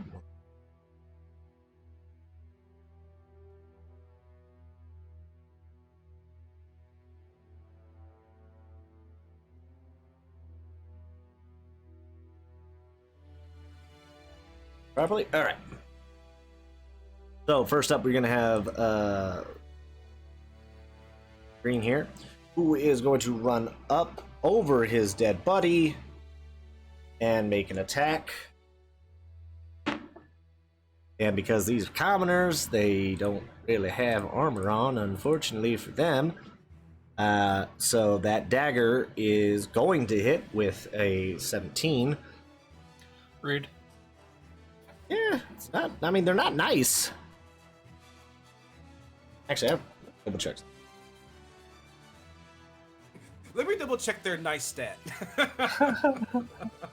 Let me see something real quick. Let me just want to make sure that I'm doing the correct amount of stabbing here. How much for my relaxing night? Ah, yes. Okay. So double checking to see how much health a normal commoner has, because I thought I knew. Turns out I did. So that first commoner taking a knife right in the back, and they will be going down in this very early round. Well, they're my family. Then this kobold's gonna move up, make a stab at this guy. That is also going to hit. Oh, wait. Nope, he's dead too. Sorry. Sorry, didn't mean to get your hopes up there. I apologize, I miscounted. So that commoner is also now dead. And now we move over to these guys. Now, these are not actually going to attack. You see these two kobolds are working in tandem with this burning cart, and they shove it as it begins rolling down the street. So this cart. Look at me, right on the tracks. Yep. So I'm gonna need you. So here are your options. You can either try to stop it or get out of the way. How would I stop it, DM? You What would you essentially have me try to lower. You would essentially try to like lower your shoulder, dig your feet in, and like try to like slow this thing down. Because like they're giving it a shove, so you are. How far away is that? So I mean, you're 15 feet, so it's not going to gain as. So if you were like 30 feet, like you would be getting the hell out of the way. But like at 15 feet, you would have a chance to really stop it before it gets too much steam. It's not going to be easy though. I will let you know right now that it's not going to be an easy. What would be that roll? It would be in athletics. Because like there's no acrobat in it around that. Like you are just trying to broad strength, just. Ugh. Yeah, no, sweetie baby. I'm gonna dodge out the way. Okay. So this cart is going to start moving. So I need you to make a dexterity saving throw, please. Make it with advantage because I went into the dodge state at the end of my turn. Yes, you did.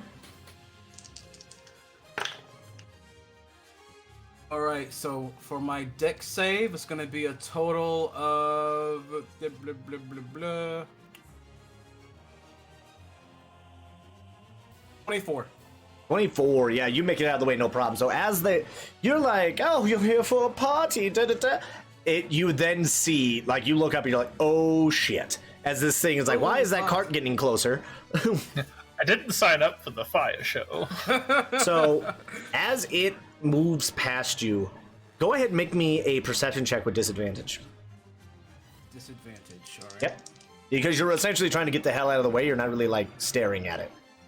Ooh, that was almost double nat 20s. Can you believe it? But it wasn't. With disadvantage, it comes to a total of 12. 12.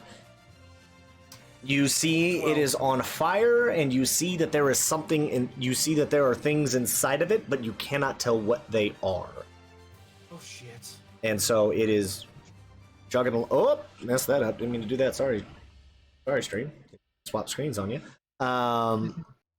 So it is. So it went 10, 15, 20, 25, 30, 35. Wait, it wouldn't follow the tracks? That is just the road. They shoved it. It's gonna bounce around a bit. Yeah, those aren't like railroad tracks. That's just kind of like a road or like a path.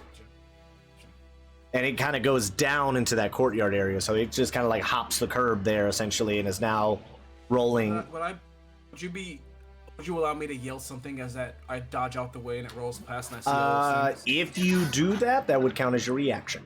I would take that as a reaction.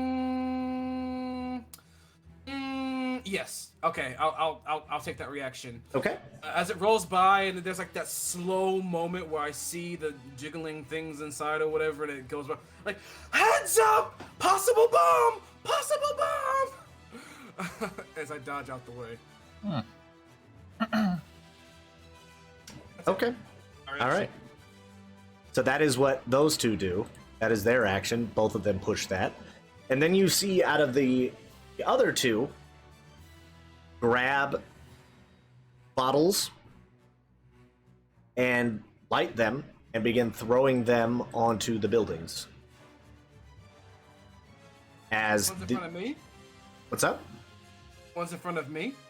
So so this one and this one. So like these two bigger guys, these two bigger looking ones, these are the ones that pushed the cart, the flaming cart. These other two are grabbing bottles out of the back and igniting them before throwing them onto these houses. Holy shit! I thought those were like trees or something. Those are people. Fuck. Yeah, those are people. Those are people. I thought those were like foliage. I'm zooming in like, oh, okay. Oh, that's more right. bad guys. Oh no. Sounds great. Sounds awesome. Oh no, what a conundrum. I actually don't know if I can put fire down, but we are gonna see if I have that ability. This. Dynamic lighting spell. Fireflies. That's not what I want. Here, we'll just put a fire pit over here. And another fire pit over here. So yeah, those houses are, or those buildings are now on fire. Camping. Oh, on fire, right. And that is, I believe, all the kobolds who are still alive. Out.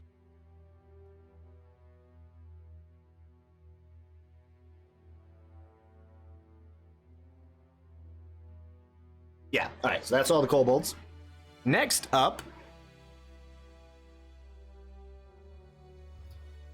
in this merry, merry band of fighting, is the guy back here, who is going to move 5, 10, right about here, and they are going to see that their partner is currently engaged in combat with you, turn their attention to the commoners, and you see as they rub their hands together and scream out something in Draconic as two thunderbolts leave their hands and crash into the back, or aiming at these two commoners here.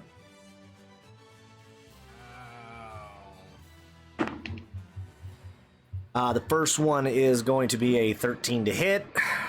I'm not even going to roll damage because it's 3d8 for the damage. And the second one is a 23 to hit. So both of them are roasted. In a similar way, oh wait, that's not what I want to do. Sorry.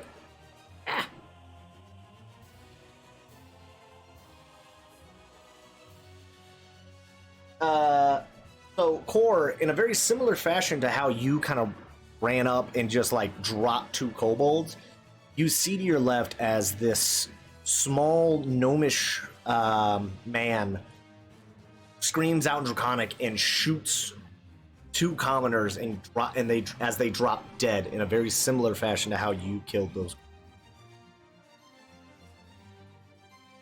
And then after, clarity, very quickly, they definitely cast a spell though to do that, right? Yes, they cast a spell. Now it is time for this individual's turn, who, seeing this person come for a party, starts speaking Draconic at you. Do you speak Draconic, by the way, Lilafur? Lilafur does not speak Draconic. Nope. Okay, so they are obviously monologuing at you as they close the gap. So 5, 10, 15, 20. And as they close the gap, they are monologuing at you in Draconic as they make their attacks. You did take the dodge action, correct? So that's all disadvantage on all attacks again. And as they're monologuing, making their way, baby, I'm sure you're saying something really important, but I can't understand a damn word you're saying. But I like the way you say it. Yeah. So this dwarven dwarven female in front of you, you can tell looking at it, especially with the fires now, very much helping show bits of scales, kind of like almost like freckling their skin, if that makes sense. Darling, you need some lotion. All right, so the first attack with the hand axe is going to be, I want you to know I rolled a 19 and an 8. I want you to. Hey! So that's going to be a 14 to hit. No, baby. All right, and second attack is going to miss, and the third attack, double 15s on the die, so that's going to be 21 to hit. I'm sorry? 21 does hit. Okay, I thought you were like, no. I was like, what? What the hell armor are you using? All right, and so yeah, so as they walk up monologuing, you reply like, I don't understand what you're saying, But you understand when an axe comes flying towards your face, as you kind of manage to like sidestep out of the way of that one, the sword comes and you manage to easily get past that, or you weren't expecting them to like just swing it backhanded at you as well, as you take 8 points of piercing damage from this short sword cutting you across. Ow! All right, I'm sorry, I wasn't ready for that reaction. It caught me. I was like, oh, that stings. So as they were missing before, it was almost like me and this dwarven woman were dancing with each other as I was dodging all of her swings until that last one gets me kind of good. It stings a little. It stings, hurts the body and the pride equally. Right, and so it is now back to the top of the order. So like I kind of said it earlier, Core, because you rolled a nat 20, I gave you first the initiative order. However, technically, based on the rolls, it is this person in front of you. Which, once it becomes your turn, I'll have you use a free action to see if you can identify who or what this thing is. All right. But they are gonna, once again, just attack you because, well, you're in their way. First swing is going to be... Okay, I'll play that one out here in a moment. That was a nat 1, by the way. Second swing is a 24 to hit. Yeah, that'll hit. And the third roll is a 23 to hit. Yes, that'll also hit.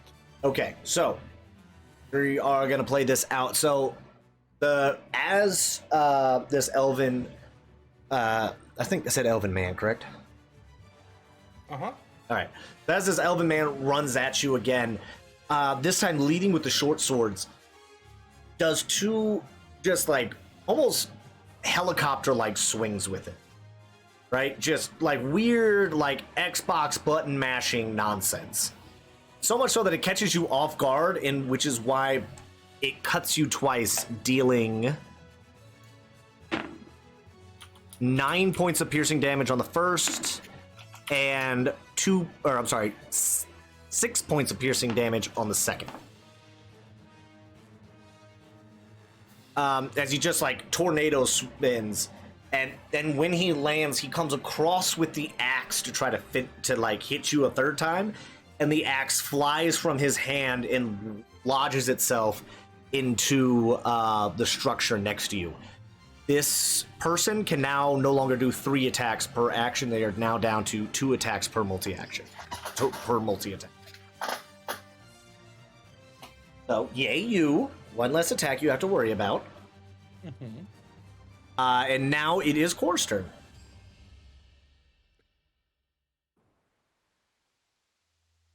No sound comes from Core when they're struck, obviously, but they wince at the blows and the fact that there is now blood pouring out of wounds on their body. They are going to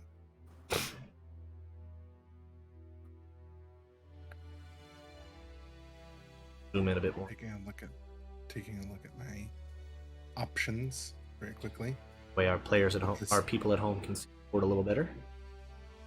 This new threat. It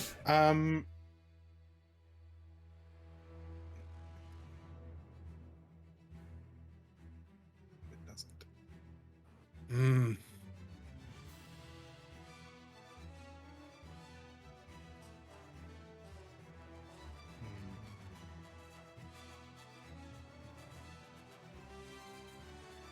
Okay.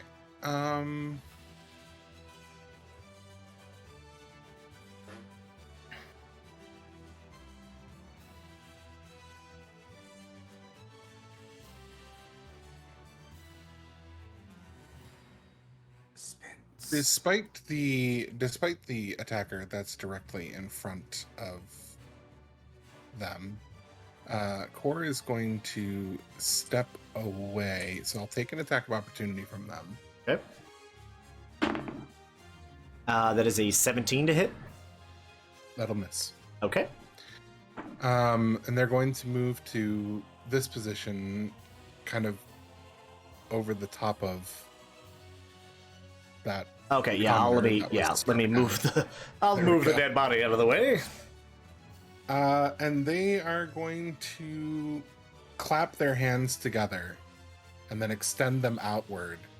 And this thunderous boom is emitted from them that it can be heard up to 300 feet away.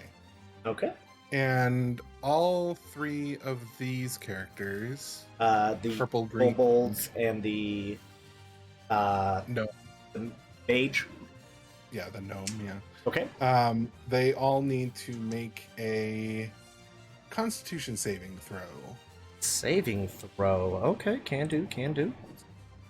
Up, let's go kobolds, because they are the easiest ones. Ooh. E. Okay. Well, actually, E shouldn't be as bad. So they have a -1 to their cons. So the green got a 16, and the purple got a 5. Okay, well, green will succeed. And then the gnome. Oh, I hope you got something, my guy. I hope you. Man, you don't. Man, you do. Which one is the not. gnome? Is this one the gnome, or is this one's one the gnome? The one in the Yeah, back. the one in the back.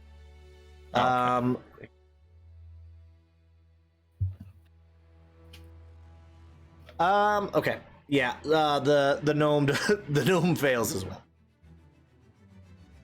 Sweet. In that case, the gnome and the one that failed, The purple.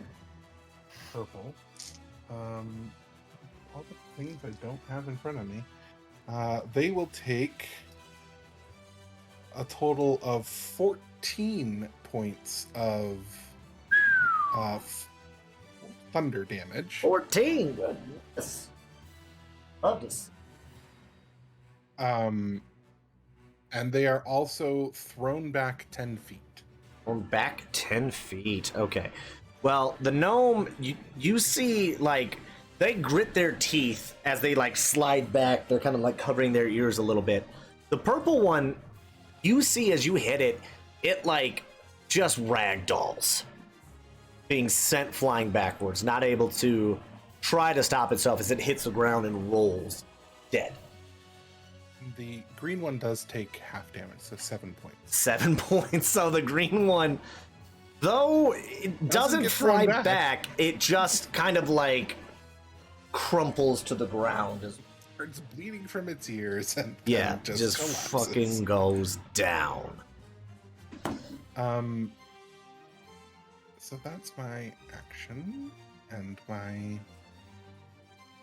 move. And as a bonus action, I will let you roll to see if you can kind of get a ballpark idea of who. Bonus action. Okay. You said free action before. Oh yeah, free action. Sorry. I couldn't remember. That What am I rolling? Go ahead, roll me a perception check. 20. Dirty 20. Dirty 20. Okay. So kind of based on what you know, you're not. You've been around these parts before. You've been around this area at least. So you know that in Senyu, dragons were once very prominent. They have since kind of gone not quite into endangered territory, but they are a lot fewer than there used to be.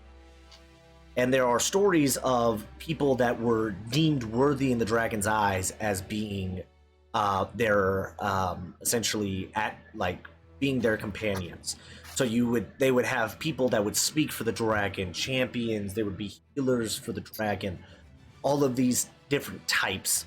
And based on the stories that you can remember from when you were young, these two look like they were possibly emboldened by a dragon at one point or another. So, yeah, you know that these are the ones with the sword. You would see you could kind of guess as a dragon's champion, while the other looks to be based on their size and what they carry, they look to be a speaker dragons.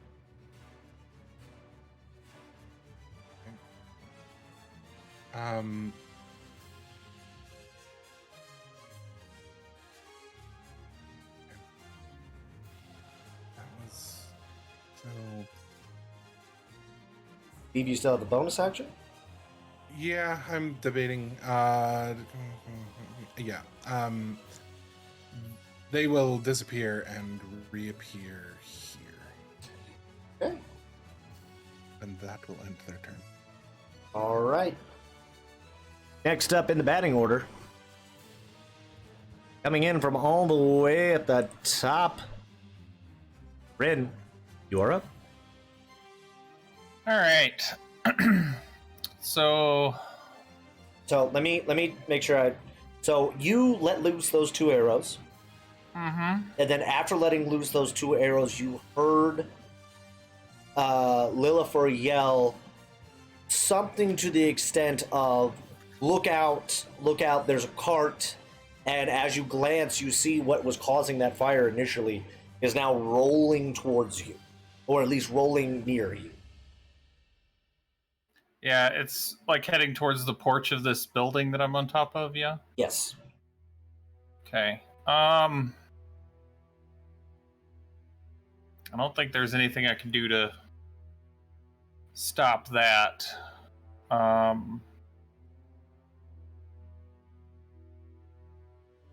So it's probably just gonna try to like cut back over here on the other side of the peak of this building. Kind of brace myself and also take the hide action. Well, hide bonus action Okay. for me. Go ahead. Go ahead. Roll stealth. Okay. That will be a 24. 24. Yep. Okay. Come one with the And- tiles, one with the shingles, if you will. And then these 2 fire bombers are going to take arrows from me. Okay. So, we'll start with that guy right there. So we're going with the heart and the skull. Okay. Yep. All right, so heart first, and because I'm hidden, that would give me advantage, yes? Yes. Yes, you would. Okay.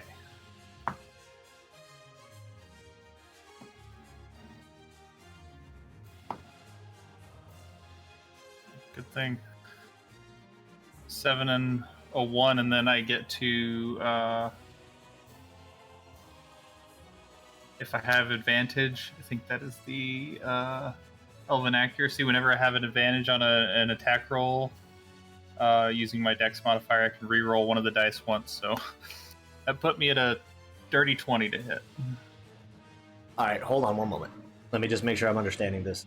So you roll with advantage, and because of Elven Accuracy, I get to choose to re-roll one of those. So I essentially get to roll 3 times for an attack, but I think that's only once per turn. how do you? Nope, it's just is whenever El- I have advantage on an attack roll. Is Elven Accuracy a feat? Mm-hmm. Yep. That you don't have to be an elf to get. Correct. Okay. You're looking at that one later. I'm like, wait a minute, hold on here. Oh wait. Shit. Actually, now that I'm looking at it, it does have that pre. I didn't see that. Yeah, because Okay. I was sitting here like, wait a minute, like with a name like Elven Accuracy, I feel like that would be kind of like locked into a I learned race. from the elves. Okay, I'll have to reselect a feat then. Okay, so I'll do that in between turns, I guess. All right. So right now, All right, so it would be a 17 to hit then. 17 to hit. Well, 17 still hits. Okay. And then that would be sneak damage still. So,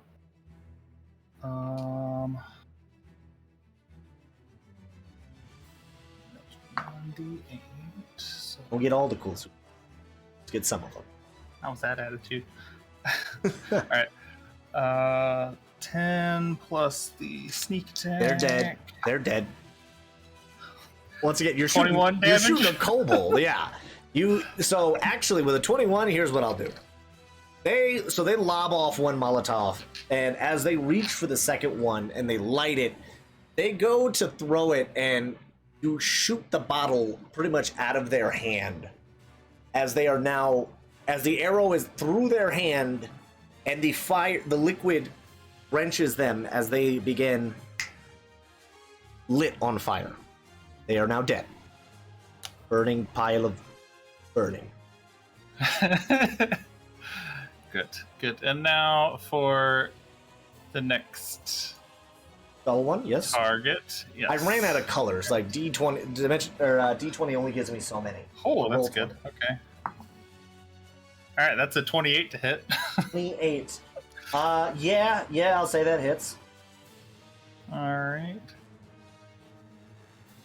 And sneak attack's only once per turn, so that one is only 8 damage. Only 8 damage. So as you light the one on fire, you turn and let loose your second arrow. As it connects with this, hits this one square in its torso, and this thing just goes down. Yeah. Good, excellent. Then I'm going to. Where is it? So you've used your movement, you have used bonus action, and you've used your action. Well, you haven't And used all now of your I am movement. Some of using it. my action surge. Okay. And I'm going to pop my first shot at this guy, see what happens, and he might get a second shot too. Nope, god damn it. Fell out of my hand. You have a dice tower. I saw I know, it. it fell out of my hand before I could roll it. Like, it wasn't actually... Alright, so... It's like, Judge and DM worked very hard on getting us those, and you're not even using it. I haven't actually gotten that dice tower yet. How? You're like neighbors. How? So that is a 26 to hit that guy. Okay, that's gonna hit.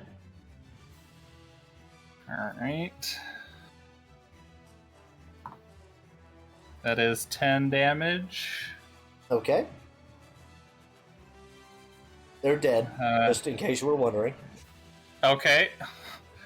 Good, then I'm taking the last shot at the other big guy that is right there. Yep. Shooting at the wrench. That's a 21 to hit. That'll hit. Alright. That's only 6 damage. Only 6. Fortunately for the kobold, with only 5 hit points, they are now dead. Kobolds are not beefy characters. They attack by swarming. And you guys have done a fantastic job, I will say, at like slowing the kobolds or minimizing the civilian casualties here. Because I was half expecting these to get a lot higher. I won't lie. That's what I'm trying. I was trying. The fire guys were first, so they could I could trying to minimize fire, and then the other two that were also going to be closest to the commoners, but aren't engaged with someone. So I was like, "Oh, Lilifer can handle that guy. That's fine." Okay. Is that your turn? That is everything I could do on my turn. It's like, I hope so. Jesus. All right. Lilifer, I hope you're still awake after that turn. You are up. First question, DM, these commoners were in their exact place my last turn. Why are they not moving? I forgot to move them. I'm not a perfect person. I do apologize. I was gonna. Y'all need to get the fuck out. Essentially, they're gonna be out of the way next round. After you, they're gonna move because, well, all the kobolds are dead. So I'm just gonna move them next. Okay. All right. Well, after seeing all that death from above, I'm gonna look back onto the top of the roof, and I believe the Tabaxi never gave me her name. So I'm just gonna be like, "Thanks, doll. You're amazing." and I'm gonna turn back to this dwarven lady that's been coming at me with her axe, and I'm going to. I just need to make sure these people get away. I'm gonna take out my rapiers. Okay. From my back. Be like, all right, now it's my turn to lead. I'm gonna go in for 2 attacks on her. Okay, so first stab gonna be a total of 18 to hit. 18, that does hit. All right, and then the second stab. Ooh. 27 to hit, so they both hit. Yep. And for rapiers, it's D8. Yep. Yeah, plus your dexterity modifier or strength, depending on what's higher. I know. Hey, look, I'm just saying some stuff for the kids at home, you know? All right, let's see. So that's going to be a total from those stabs. It's going to be a total of, and I do not get sneak attack, so I can almost see you counting on your fingers. Like, I can't see you, but I I am. I mean, it's going to be 20. Oh wait, no. On that offhand, I don't get another one. It's going to be a total of 9, 10, 11, 12, 13, 15, 16, 17, 18, 19, 20. A total of 20 damage from both rapiers. 20 damage. Actually, wait. 22. I forgot it's a +1. Right. Okay. How does she like that? It did not feel good. She's hurt. But she is not on death's door. Gotcha. And then after that, that was 1, 2. I am not going to move. I am just gonna continue to let the commoners run to safety around me, and I'm just trying to keep her attention to get them to safety. That's my turn. Okay. After you are the kobolds. Oh wait, they're all dead. So now we will just move the commoners, who will move. Let me see. What is this? I feel like what is the speed of a normal person in D&D? 30 feet. 30 feet. Very nice. Love to see it. I do want to say, DM, you're gonna yell at me for this, but I do want to say, I think it's. I mean, had 2 turns before they move once. I'm just saying. Their initial turn was, look, I know you wanted sneaky sneak because I imagine I haven't double checked this. Actually, no, wait, you wouldn't have that. I don't know. Look, I'm not a perfect person, like I said. All right, it happens. Mistakes happen. So they're booking it because they're just trying to get away. These people just saw a friggin' cart roll in front of them, so they're ducking out this way.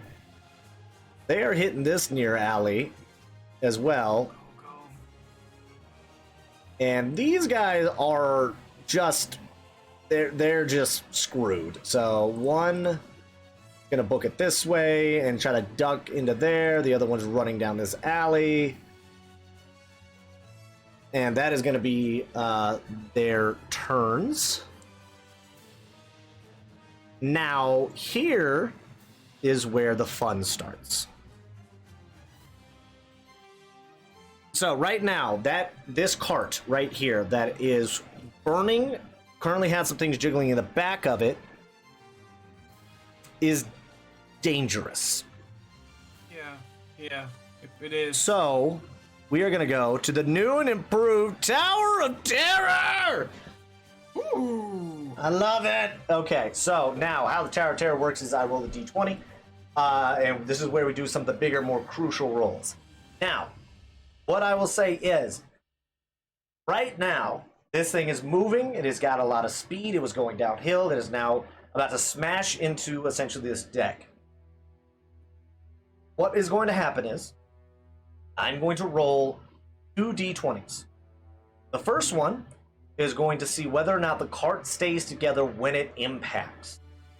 Mhm. The second one is going to see whether or not it explodes.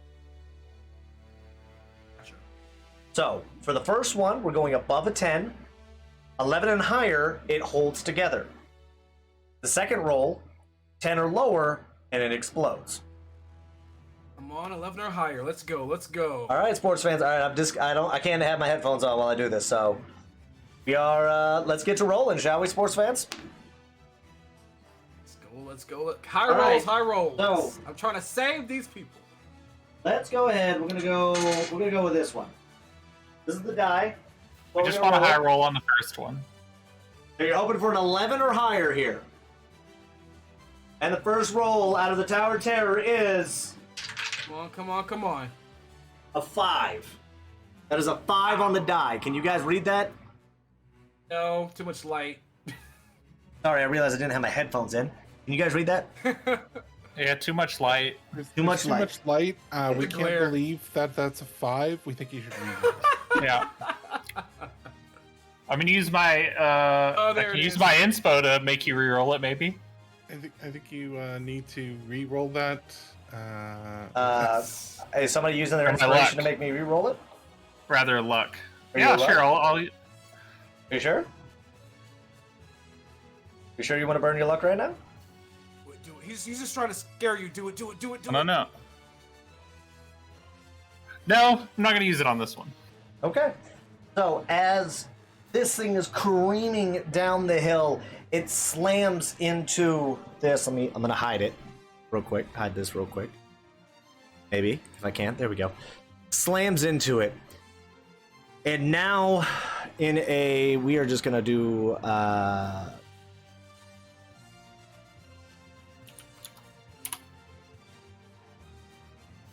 one moment.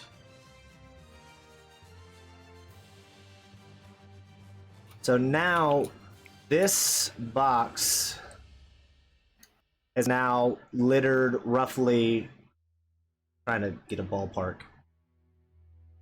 That is the length now. That is, they have a little bit in the cart still, but now the rest of this is covered in what looks to be barrels. And let's see, who is nearby? You know what? Rin, give me a perception check with disadvantage because you are hunkered down on the other side, so you might be able to catch a glimpse of it.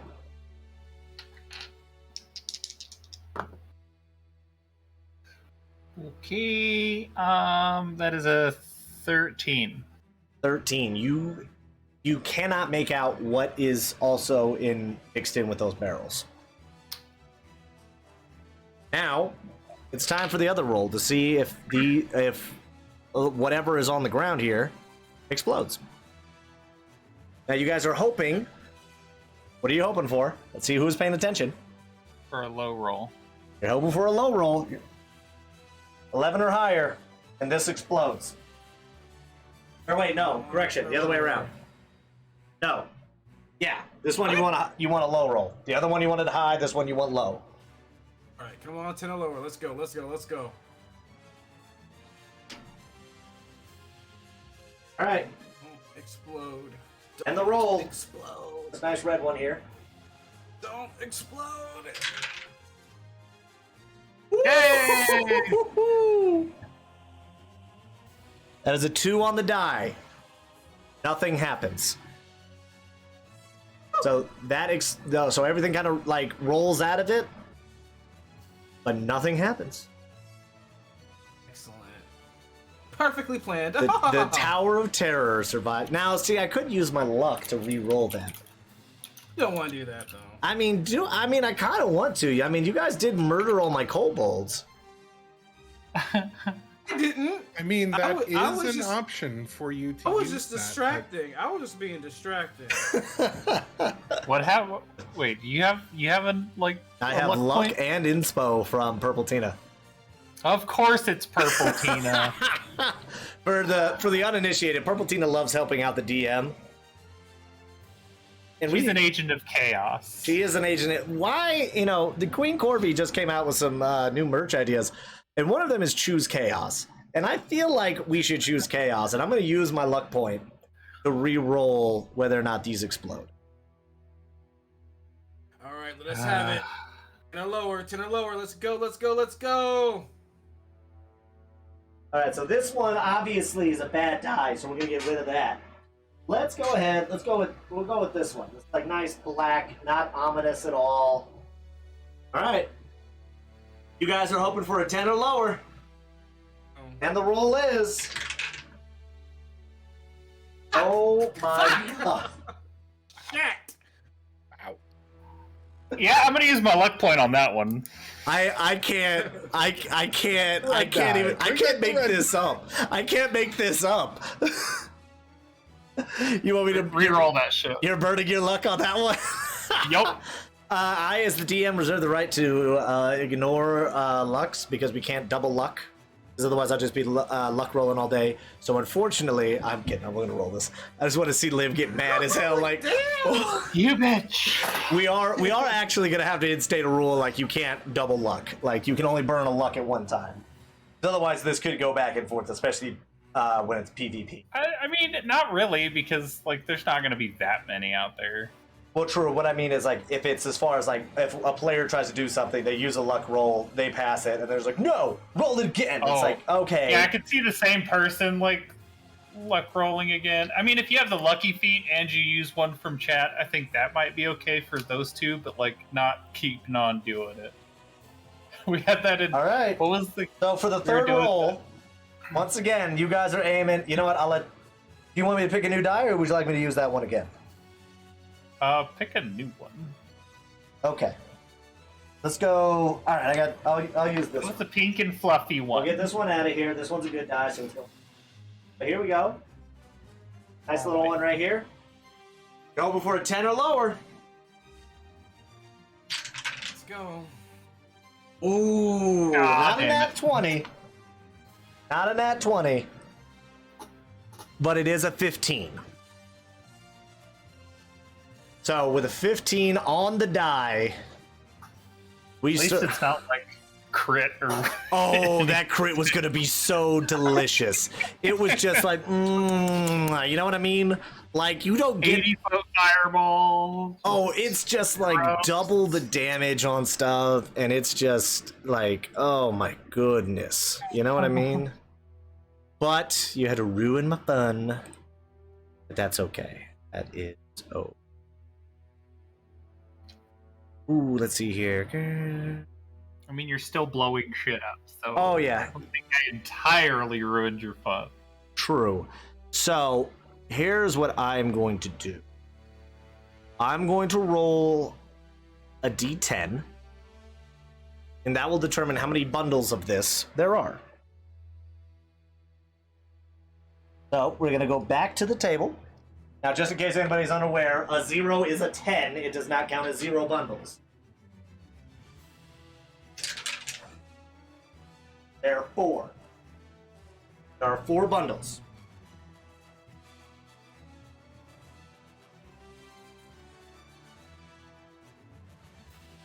You guys want to know what those bundles are? Yeah. They're dynamite. But Yeah, I figured. Yep. Good. So you have 10 stacks of dynamite. Oh, good. Yeah. It's pretty nice. It's pretty nice. So it will be doing 10d6 and the burst radius by 5 feet to a maximum of 20. So Thank Jesus. Oh, I'm just out of range. Woo, baby. Whoo. yeah, so pretty much from here we'll go 1, 2, 3, 4. So from right here, from where this is, hang on, let me see if I can measure this out right, because we have the technology. I am the only one saving my people. Can y'all save y'all people too, please? I mean, they did a good job of it. So these, they're down, and the cart was up here. He's dead. You're dead. Okay. So this rocks everything in this area now. Do you want me to roll the 10d6? Would you like me to do that? Yeah, go for it. I mean, if we're not getting hit by it, I don't see it necessary. But like, I want to know. I need to know. okay, I mean, you just liquidated a bunch of commoners. roll it in the tower. Technically, I gotta roll it in the tower. Jesus. All right, let's see if this will do it. Started in the tower, ended the tower. I just want to point out Yes. that you could have, Lila, you could have stopped the cart. Okay, I can't make it. So I roll would a 10d6 then. die? I don't think so. Oh, I can just do it here. mean, The option was there for you. I don't got that kind of strength. So that's half. I'm a So lover, not a fighter. What you talking about? we're currently at 39 plus 16 plus another 21.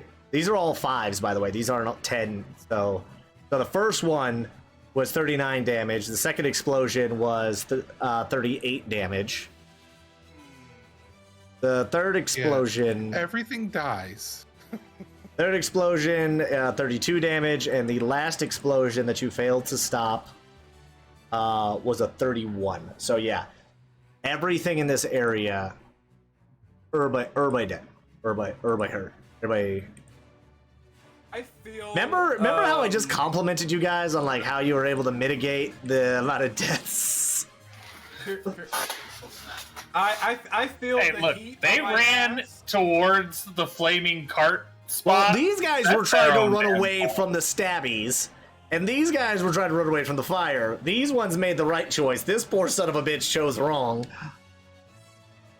Well, wait, I have a question, DM. That Yes. guy by me that you just put X on, you told me that you said that he went inside that thing. He Was like ducked. He was ducking there.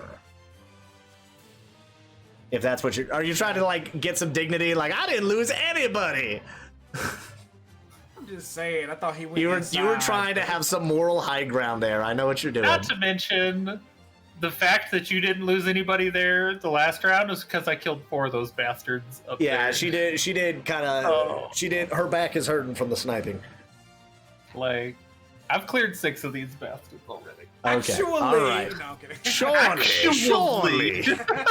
All right. Now, after the card's turn, it is now time for the, I believe, the Dragon Speaker. Yep, the Dragon Speaker. Who, after getting like thunder rocked or thunderstruck, if you will, is going. Go ahead and attack our good friend here. The silent core. And the first one is gonna fucking miss. First lightning hand misses wide. They're still kind of like reeling from that hit. And the second one, however, I'm going to imagine will hit. Because I do believe that a 21 hits. Yes, that does hit. Okay. So, Thunderbolt. Boosh. And you will be taking. I actually have to roll this one because you are not a commoner. Question, how far does Thunderbolt like go? Distance. You are on. Your character is unaware that this is even happening. However, as far as GW is concerned, the Dragon Speaker has a Thunderbolt that ranges. It can be a melee or ranged spell attack, is what I will say. Like I said, you don't know this shit's happening. And I'm not trying to be rude, I'm just like, you know, gotta keep it above board. I hear you. I hear you. Shut the fuck up, GW. No. Yeah, shut up, nerd! Quit trying to metagame!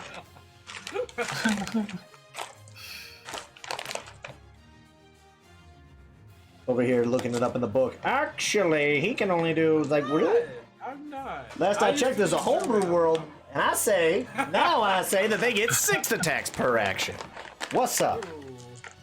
Ooh. You fight with gods. That's And rude. that is what we call a toxic DM trait. Mechanics, don't let that shit fly at tables. And that's when Rin goes, I'm cutting my losses here and getting the fuck out of Dodge. I don't know. Yeah. Literally. Why? I have so many dice. There we go. I could not find another D8. I bought a bag of a pound of dice, and it's just like a random assortment. Jesus. I'm not a good... I don't spend money well. Well, actually, no. I spend money very well, just not on good things. So that is going to hit you for a total of 16 lightning damage. Or thunder damage, sorry. Is it thunder? Thunder damage, yes, sorry. So as the bolt of lightning, I guess, hits them, while their armor is singed, their clothes is singed a bit, a lot of that energy just folds into them.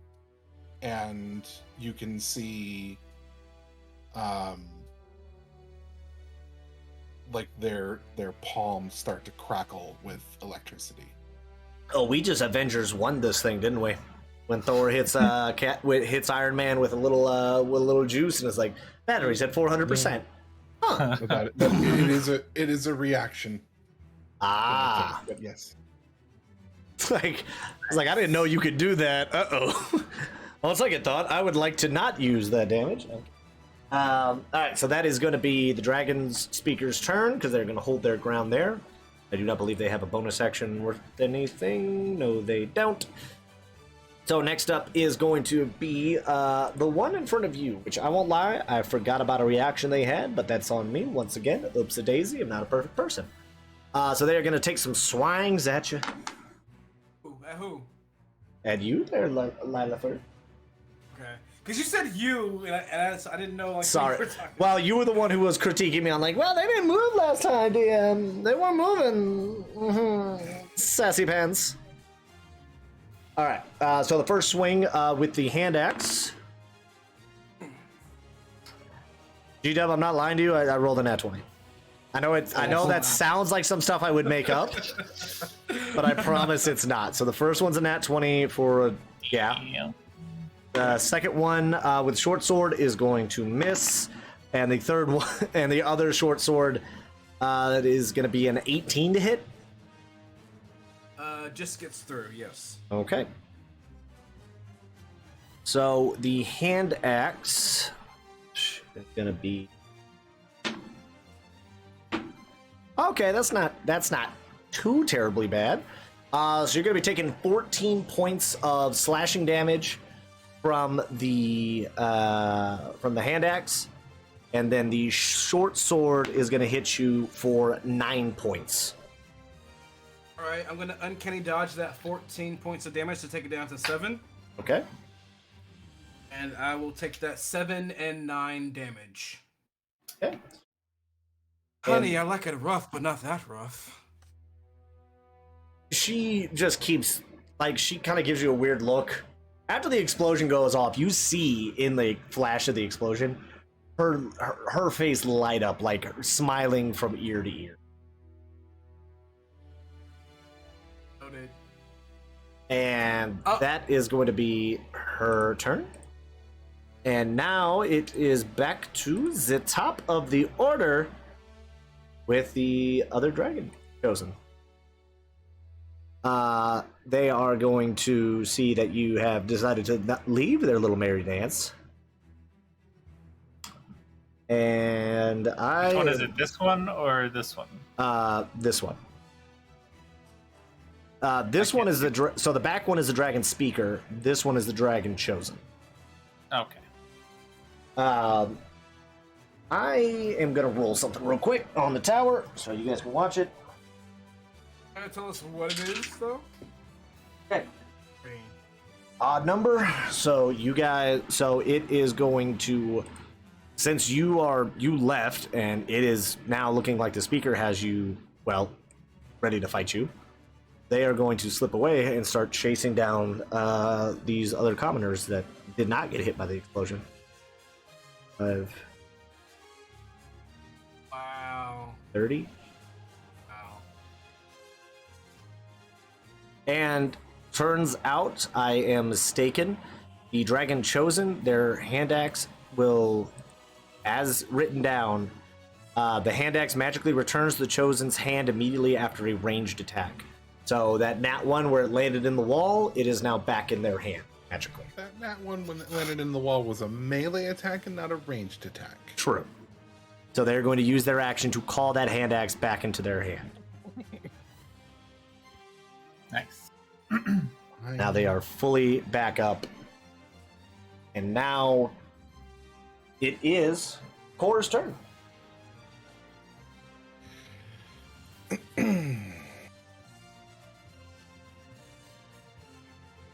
The speaker in front of you is also kind of once again like monologuing at you in Draconic. Like after the explosion happens, you see like him smile real big. Mm-hmm.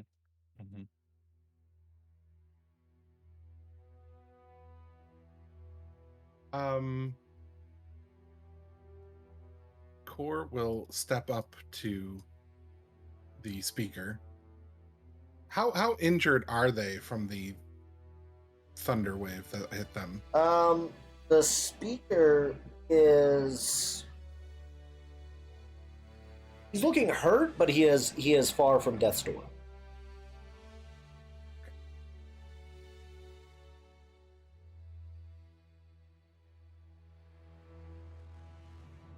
You know what? I take it back. They're not going to step forward then. Okay. Instead, they will, hearing the running away / pursuing commoners of the other one, they turn around and lift one of their gloved hands, well, gauntleted hands, which again has this gem that appears in it, and they will shoot lightning at the one that's running away. Okay. Go ahead, roll me to hit. So the first attack is a 25. 25, that will hit.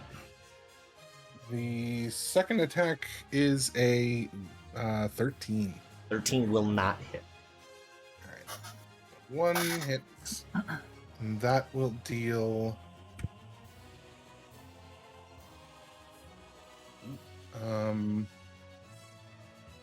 15 points of damage. Okay. All right, so as you like turn and you let loose 2 shots, the first one misses a little wide, the second one cracks dead center in their back as they kind of stumble forward, and that they kind of whip around looking at you, yelling Draconic, obviously annoyed, but you're not sure if they're yelling at you or yelling at the speaker behind you.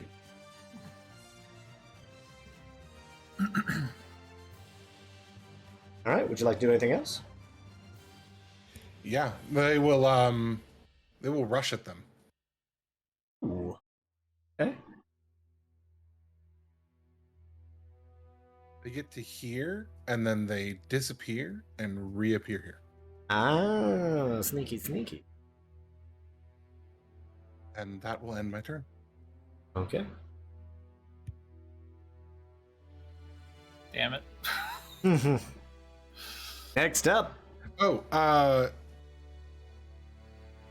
What's up? can I crouch? Get a low profile? Why would your character crouch? Well, because somebody's been shooting arrows in this general direction from what is clearly a high vantage point based on my character's intelligence. So they would know that if they are standing in front of somebody, they are potentially blocking a line of shot. True, but this comes down to intelligence versus wisdom. Wisdom to to get the hell out of the way versus the intelligence of knowing angles and trajectories. So what I will ask then is for you to roll. Give me a perception check to see if you realize, because they are hiding. So like as you're running back, like it doesn't look like anybody's on that roof anymore. I definitely don't beat their stealth check with my perception. So as far as you know, they are no That's longer fine. on that No, roof. I can work with it. They I broke can their work. stealth when they attacked. Yes, they did. Yes, they did. It's Okay. true, because I have been kind of backwards 'cause in you- the... Because I forgot Well, to do no. it as a bonus action after my attack the first time. So, like, I've been doing So hide, you hide ran first and then shooting. Yeah, so you hid to get your sneak attack on them. Okay. So yeah. All right. You know what? Okay, so yeah, roll me a perception check. DC 14. To see if you see if like you can, as you're running charging at this person, if you can catch the sight of the archer on the roof. I got a 14 on the die. That's my bonus. Then it was meant to be. You notice, so as you kind of like pop around, you kind of like hunch yourself over, almost like you were trying, like you're almost going in to like tackle them.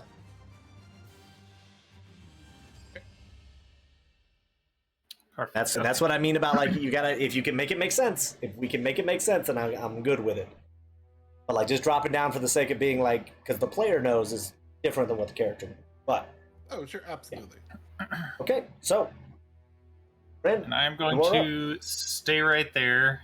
Try to hunker down and get in the shadows a little bit in my spot. And Actually, Ben, if you wouldn't mind, can you make me a dexterity saving throw? I can. I was wondering if you were going to ask me for that. Yeah, because I was like just thinking about it, like yeah. Nat 20 for a 25. Okay, so as that explosion happens and like the roof starts caving. And by the way, everything around there, I don't feel like putting campfires all over the goddamn place. But like directly in front of you, that part of the roof is now gone. And now it is like the roof is now on fire. Yes, we don't need no water to let the lava burn. But yes, it is on fire. Okay. So you managed to keep your footing. But Which there's fire like creeping towards me, probably. yeah, like the building is dropped, like the roof is gone, but underneath is on fire. So you probably know you have a handful of moments, aka probably about a turn or two, before that fire starts weakening the rest of the building you're on. All right, then I am going to let me see what my line of sight looks like. There.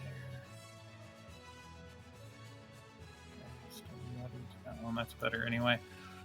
All right, then I am going to use my movement to come back over here, Okay. and then Alright. I will take my hide action there and. You're moving back, taking the hide action. Or Well, bonus as action? it's a bonus action because Yep. thief or rogue Yep. shenanigans. That's Now, 18. let me ask you stealth. before you do the bonus action stuff. Mhm. You do have a ally within 5 feet of the enemy. Means you would not need sneak attack, or not need to hide. For Oh the yeah, advantage. I would still get. You can still hide. That would but- give me advantage, right? Yeah, that would give you. Well, that wouldn't give you advantage, but you would get sneak attack on the shot. Because it's Well, either that's what gives you a sneak attack is having advantage. either advantage or Oh, having somebody but- within 5 feet. Oh, okay.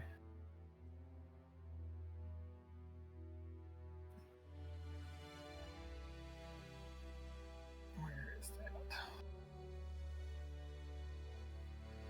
So if you want to have advantage on the roll, by all means. Otherwise, you would get sneak attack regardless of whether or not you hide as a bonus action. Ah, okay. Yeah, that works. Okay. Then I will not take the hide action just yet. Okay. I'll just. We're gonna. It's only 75 feet, nice and easy. Only 75 feet. Swoop. Ooh. Okay. Didn't even need advantage. It's a 28 to hit. The first one. Yep, that'll hit. Alright. So it's 9 plus. Okay.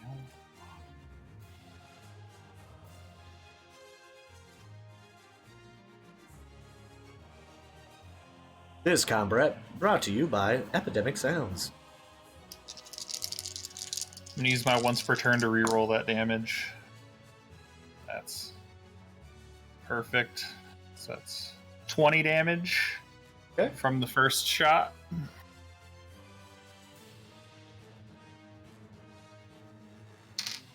You take it like a champ.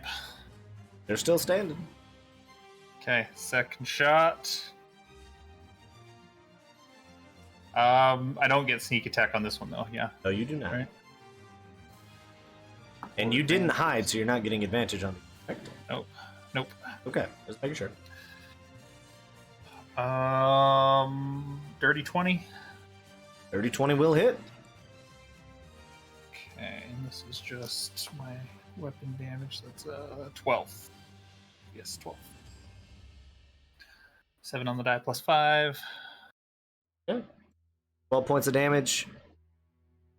How do you want to do it? So I see this building burning, and then I see this guy go running after these two people, and then our tinkerer friend like step in front of him and then duck. I run over to this rooftop and take aim with more clear vantage than I had before with the fire in the way and all that, and just straight through the first one, like into the chest, and then the second one is like he like looks down at it like and then as he looks back up, straight through the eyeball. Very Through the nice. back of the head. Very nice. And as those two shots ring out, they collapse to the ground. D-E-D dead. And then I'll take the hide action. And then you hide. Go ahead, roll stealth. 21. Okay. Next up, Lilifer. Lilifers. Lilifer, Lilifer, Lilac.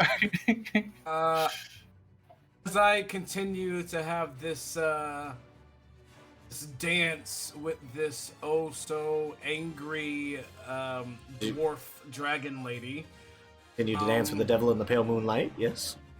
I am going to move here, and I'm gonna be like, so what brings you out this time of night? What are you all up to? Okay. Let me ask you something. Yes. Would your character continue to be as,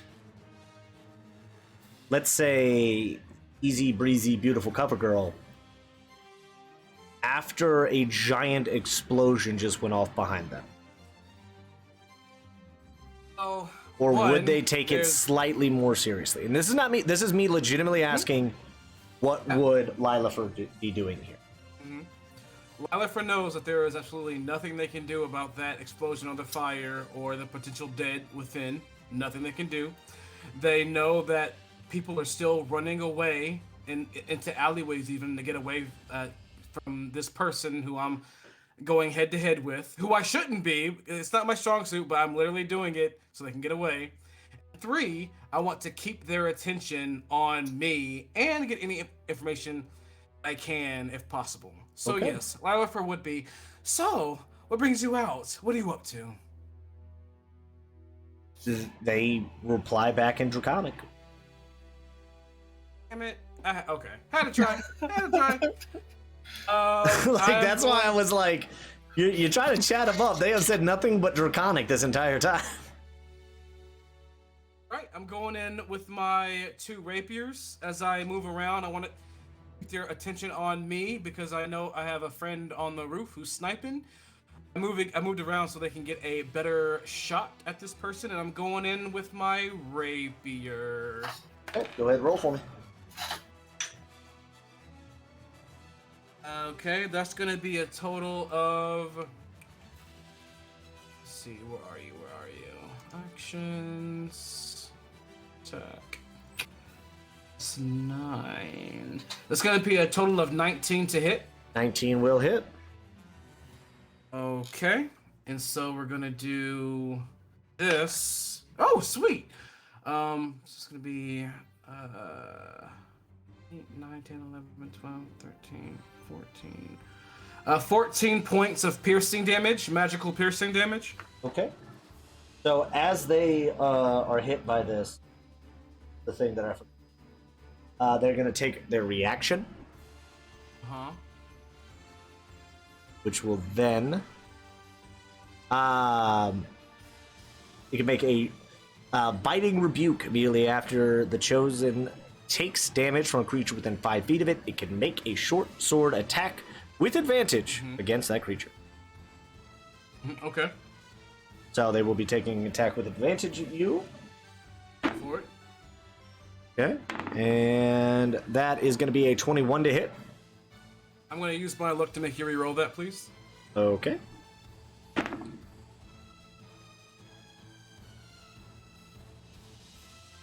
Now, okay, so you want me to... So I would be... Yeah, I'd be re-rolling both rolls. Wait, whoa. Re-rolling both? What? Because I had just... I had advantage. You use your luck point to have me re-roll it. Yeah, the final outcome, like you got... Your final outcome was 28 or something, right? It was 21. I rolled a 15 and a 14. So, in my second roll, and the roll I just did was lower. But I would still have the advantage on it, correct? Or am I mistaken in this?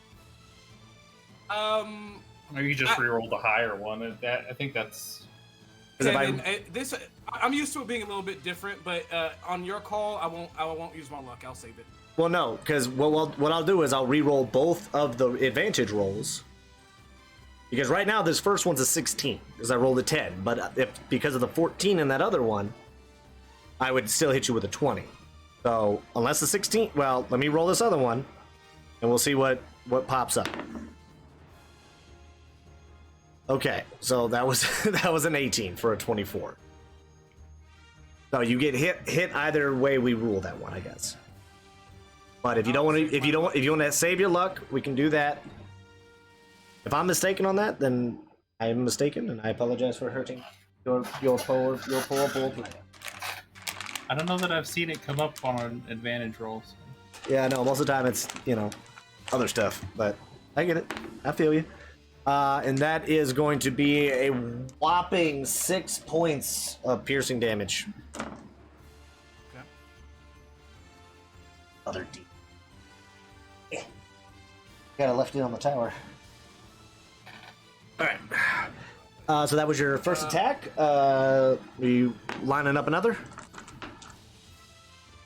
I am going to... Yeah, I'm feeling...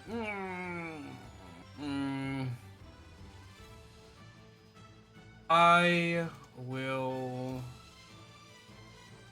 go ahead and stab again. How bad does this person look? I'll ask you that. They are looking critical. What the hell? I'll give him another poke. Okay. There we go. Oh, that ran away. And I'm gonna use my luck on that roll, actually. Oh, it was meant to be. So a natural 1 on the last stab. All right. So you rolled 2 of them? On the first roll, I rolled a 2, and on the second one, I rolled a 1. So they really did want you to do this. Okay. So which rapier? So your luck first would let you take the higher of the 2 though, so it wouldn't be a critical fail, right? Oh! Well, luck is just you re-roll it. Hang on, let me double check. Double check luck real quick. So now I'm trying to remember.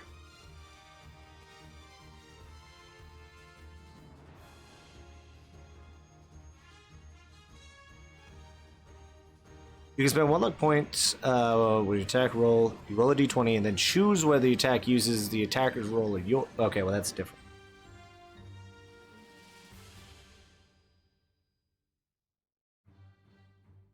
Spend 1 luck point to roll an additional d20. You can choose to spend 1 of your luck points after you roll the die, but before the outcome is determined. Choose which d20 is used for the attack roll ability. So this is for the lucky feat. So. Yeah, I would let you take the 2. Take the 2. Not critical. I was gonna say, because your rapier, whichever one, because which one did you stab with the first time? The +1? The first one was the +1 rapier. Okay. The second one was the regular. Okay. Because your regular rapier about to get real. What do I want? What's the word I want? Sickle-like, crescent moon-esque. So yeah, you take the stab on the big one. They like immediately come back with it and catch you across the stomach, which then throws you off on your second swing as it just misses wide. Yep, makes sense. And I am going to finish moving.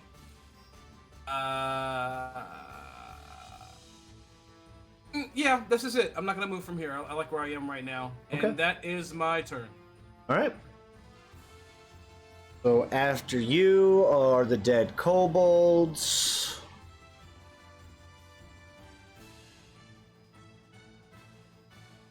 The villagers. And then A handful of them that are left. and let me double check. So all the kobolds are dead. The villagers are going to start running. These. Oh, nope, don't want to grab you there as well. These two, after the explosion, are just going to start running this direction. These two are moving this way. These 3 are moving this way.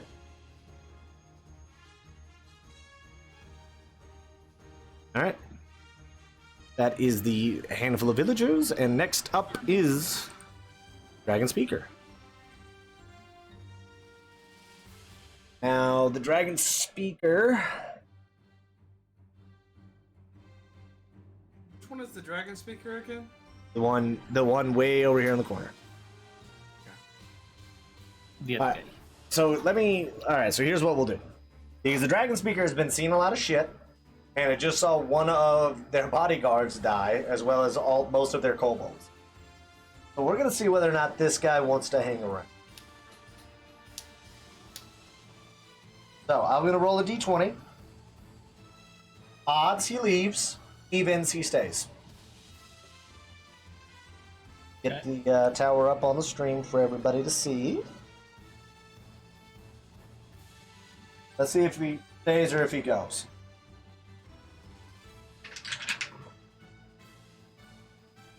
Evens.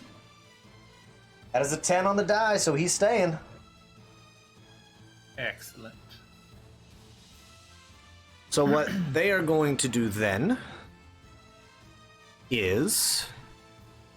Damn it, I really want him to run away too. Alright. Catch some arrows to the face. That's weird.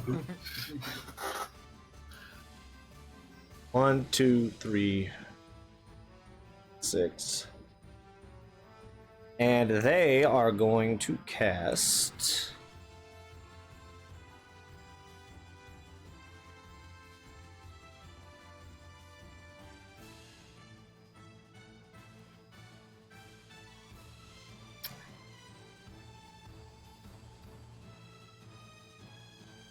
Let's see. Okay. They are going to turn and they are going to look at the silent murder machine. 4. And you see them. They look directly in your eyes, and for the first time since this fight, you hear a word you understand in common. Flee! As they cast command. So I need a DC 13 saving throw for charisma. Oh, shit.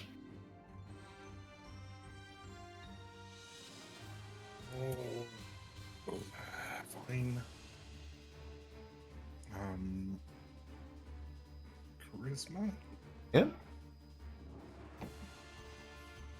15. 15.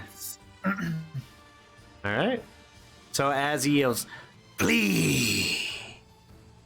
you feel something poking in your mind, like you feel like you can feel it trying to take hold, but you just kind of like shake it off, and then your eyes kind of drop for a second as you shake your head, and then they just come right back up and stare at this gnome-like creature who, for the first time, looks actually a little worried that you're not moving. And in their mind, they hear the response, "No." Yes. And as a bonus action, they will shit themselves. And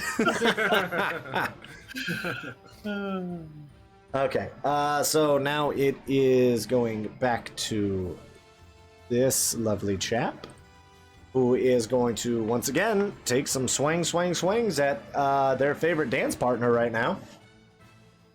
Hey.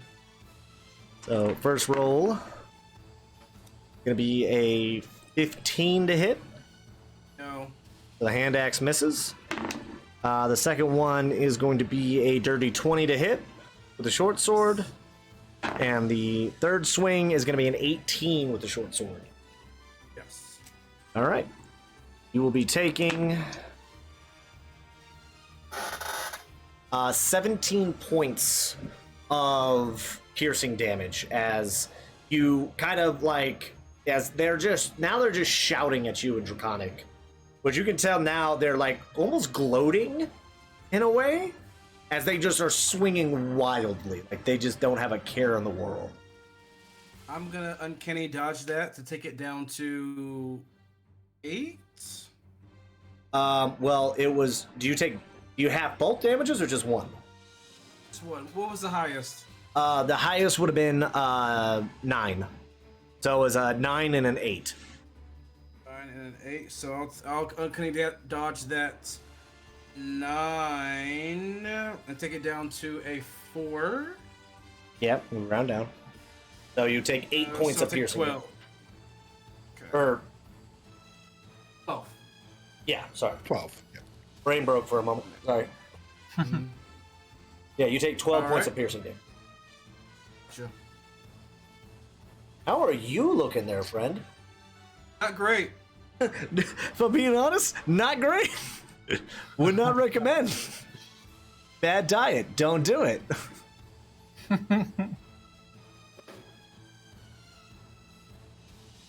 All right. Next up, we're back at the top of the order. Unfortunately, that person is dead. So it is now Core. You're up.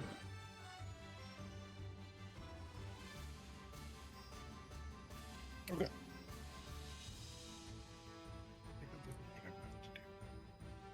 Oh, thank you, Blue Joy. Let's try to stay quiet to see if you. Oh, I was looking at some other stuff, but I was like, oh, I should probably double check on the chat. Really, it was my emotes that drew my eye. Damn it! The rage. It's all my fault. It's when you're never forget to rage, whether you're a barbarian or not. Never forget. All right, 4, what you doing? Just taking a look at my options here. Taking a look at how badly I can kill this guy. You know what? True. Yeah. So Core is going to lift up their hand, pointing it at this individual, and kind of just turns their, like, does a little twirl with their hand, and then thrusts it forward towards them again. And 3 bolts of magical energy fly out and slam into them. Assuming they don't have a way to avoid magic missile. Nope.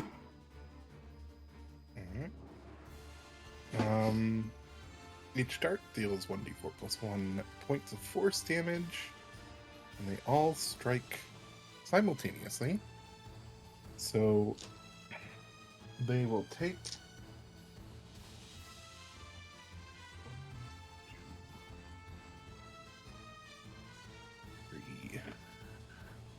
3, 4, and 3. So 5, 5, and 4. So 14 points of force damage.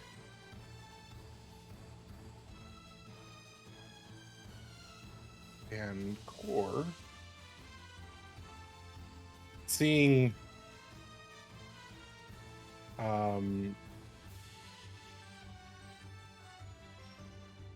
seeing that Lila is up there kind of tangling with that one alone, and knowing that the individual in front of them just dropped from arrows, feels like, you know, the Overwatch is on their side of things, so they're going to start moving up towards this encounter.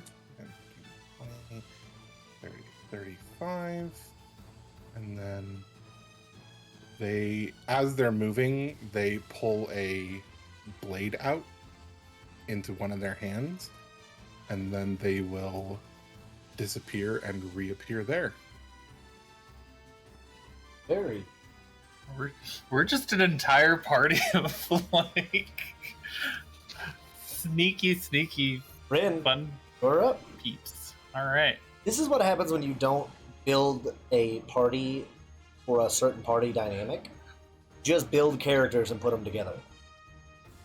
Which is, in theory, what would actually happen if you were to do this at a bar. There's not like, oh, well, how convenient. There's a fighter, a cleric, a bard, a paladin, and a rogue. Just all happen to be here. This little one, Uh-huh. from my little hidden vantage point. Shooty, pew pew. Alright, so that's that. Alright, so 26 to hit. That'll hit. Okay, and then that plus that plus that. I'll take that. 16. Okay. So as you kind of peek over, you see Core essentially book it, heading up north to where you can't quite see, but you have a feeling of where they're headed.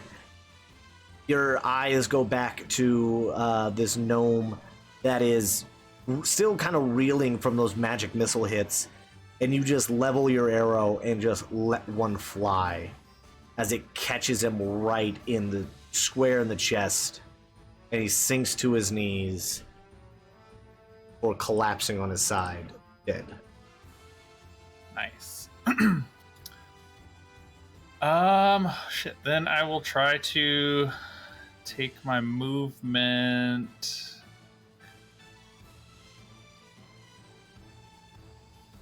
I don't.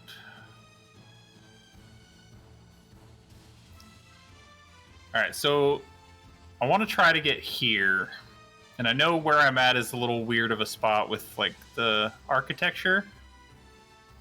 So what I would try to do is like right here on this corner, I would want to like try to jump, grab a hold, swing, and like kind of You have leap myself over to here. you have like a feline thing, right? What's the feline ability? Yes. It basically makes I have a climbing speed of 30 feet, or equal to my movement speed as well. But I would do like an acrobatics for this one because Well, it's not you're- as much climbing and more of like grabbing and swinging. Yeah, you're doing a jump essentially because essentially you're just trying to get you're cutting across Yeah. like from here trying to get to here, correct? So you're essentially like running and like jumping off of this off this like window piece and then trying to get over this way. Okay, well, I figured that this Or like if you want to try to swing it. Yeah, because you're saying you want to go out so this way. This blue spot I figured was higher up, just based on how it looks. So I figured I'd be like running across this tiny little one right here, and like leaping off of here to catch this essentially corner okay. and like I guess what I'm swing getting around. at, you don't need to make acrobatics thing because you're about at the same height as the red. You're like these look like in my head they're connected. It's just like somebody else's roof, so they wanted theirs blue for different contractors, different suppliers. You know how it goes.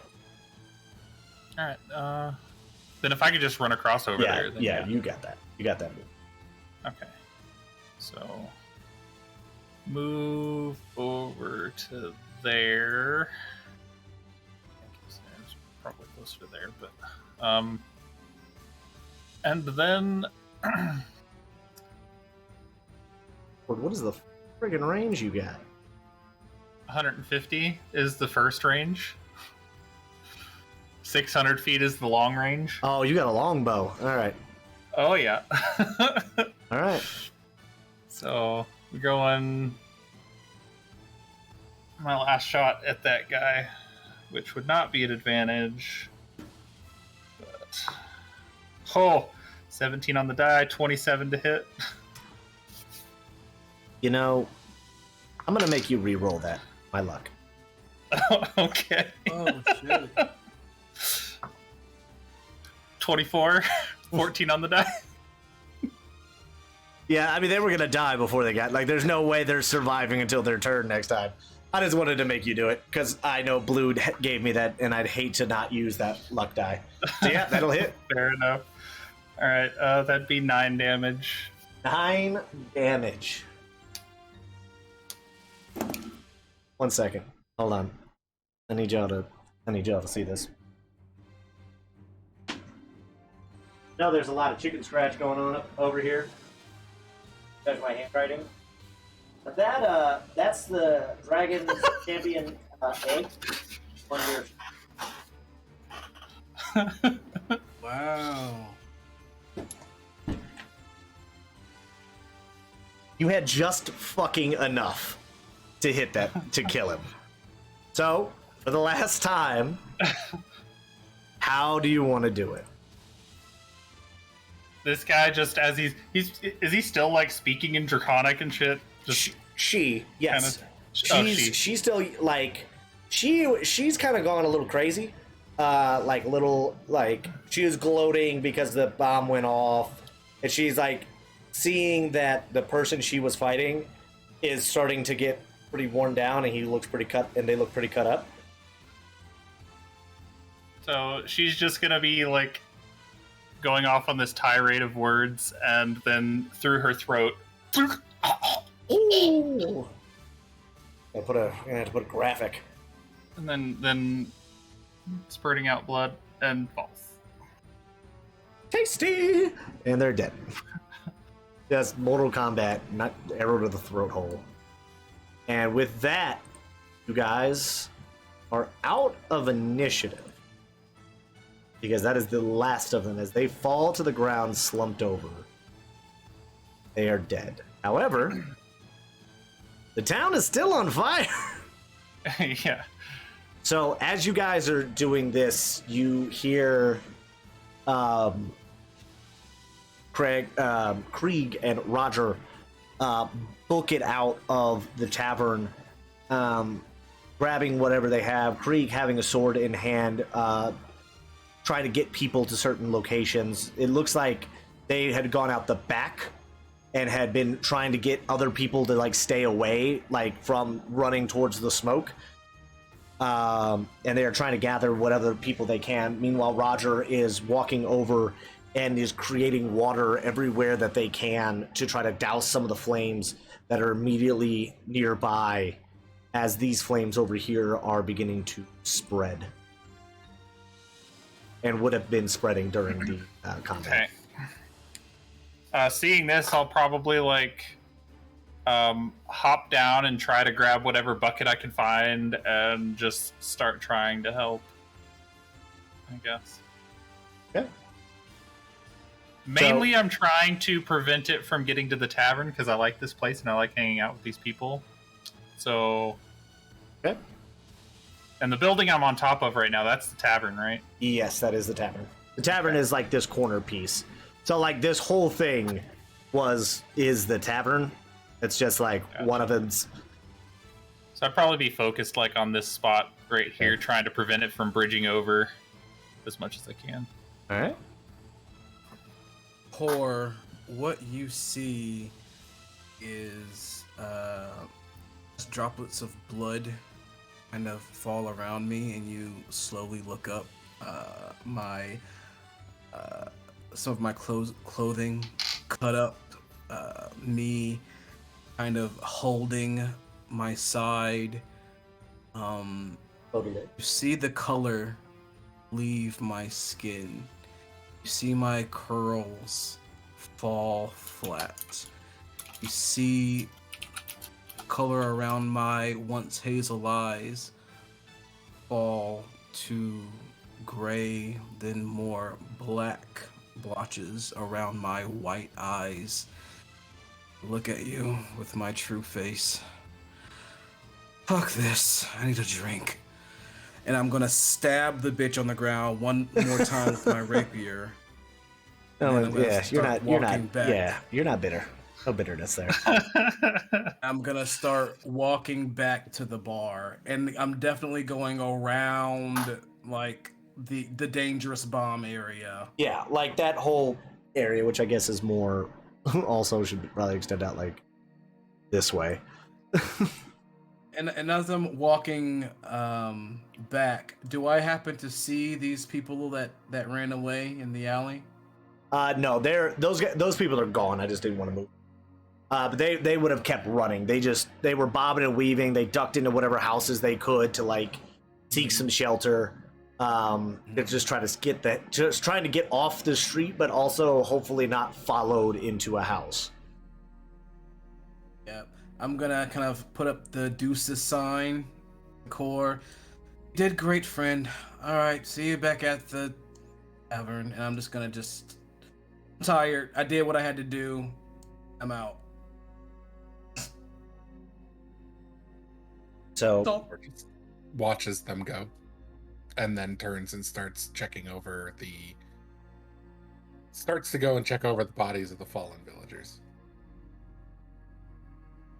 As you are checking the bodies, as Rin is aiding with trying to put out the fires or trying to stop them from getting any further, you guys hear the sounds of hooves as knights start riding it. Well, not knights, but military clad individuals begin rolling into town from the northeast side of things. So they're coming a little bit more from the east, but they come in from the north side. Some of them clad in armor, others in more basic robes, as they immediately drop down, and you see that they begin to cast spells to try to put the fires out. Some look like they're very young, look like they're maybe barely 18. Others look to be grizzled, a bit older, especially those in the armor. As you guys continue this on throughout the night, eventually the fires go out. Bodies are collected. And that is where... I'm just going to ask this. Are there any survivors amongst the common folk that got stabbed or... Anybody who was the exploding ones, not so much, but unfortunately, anyone who got stabbed did not make it. They all they had was 4 HP, so those dagger stabs were lethal. Okay. So none of the commoners that were attacked made it. You notice that there are a few families kind of moving around. Some of them kind of look like they have some bumps and bruises. You don't know if that came from them just like either getting hit and running, or whether it was just slamming into things and like when the explosion happened, getting hit with bits and pieces of debris.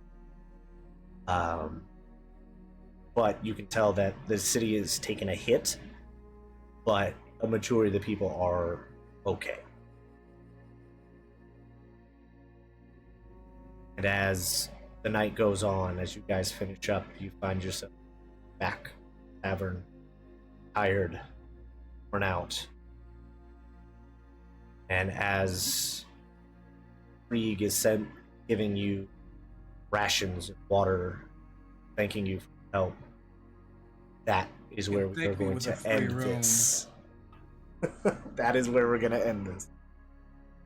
So thank you guys so much for joining us here on Dungeon Mechanics for the first part of this epic 2-part story, A Legend of Noia, the City of Dodge. I want to give a humongous thank you to my 3 lovely players, Aaron Guard, G-Dubs, and of course the Lady Liv. Thank you guys so very much for being here and allowing me to run this game and experience this with you guys.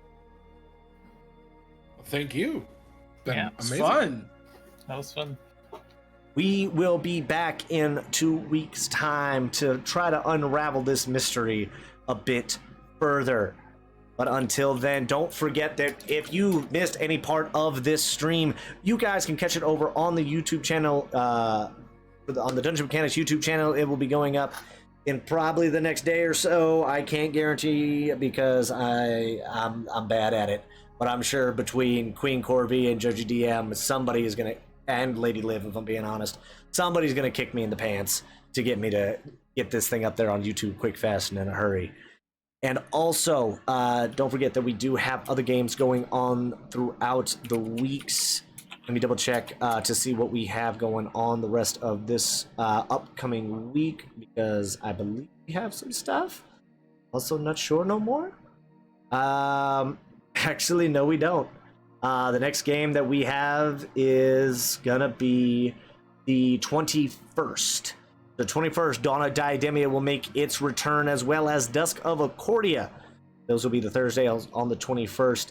But if you guys want to stay up to date on all things DuM, please head on over to the Discord and join in on the shenaniganry, where we are always looking for new DMs. We are always looking for new players. And if you have wanted to play and you do not, and you're like, oh, I don't know about it, do it. We have a lot of people here. We have lovely individuals. We have a great community who will walk you through step by step how to do it. It is great, and I love every single person here who has helped this community. So, without further ado, thank you guys. So, until next time, have a good one. Stay safe. Thank you so much. Bye.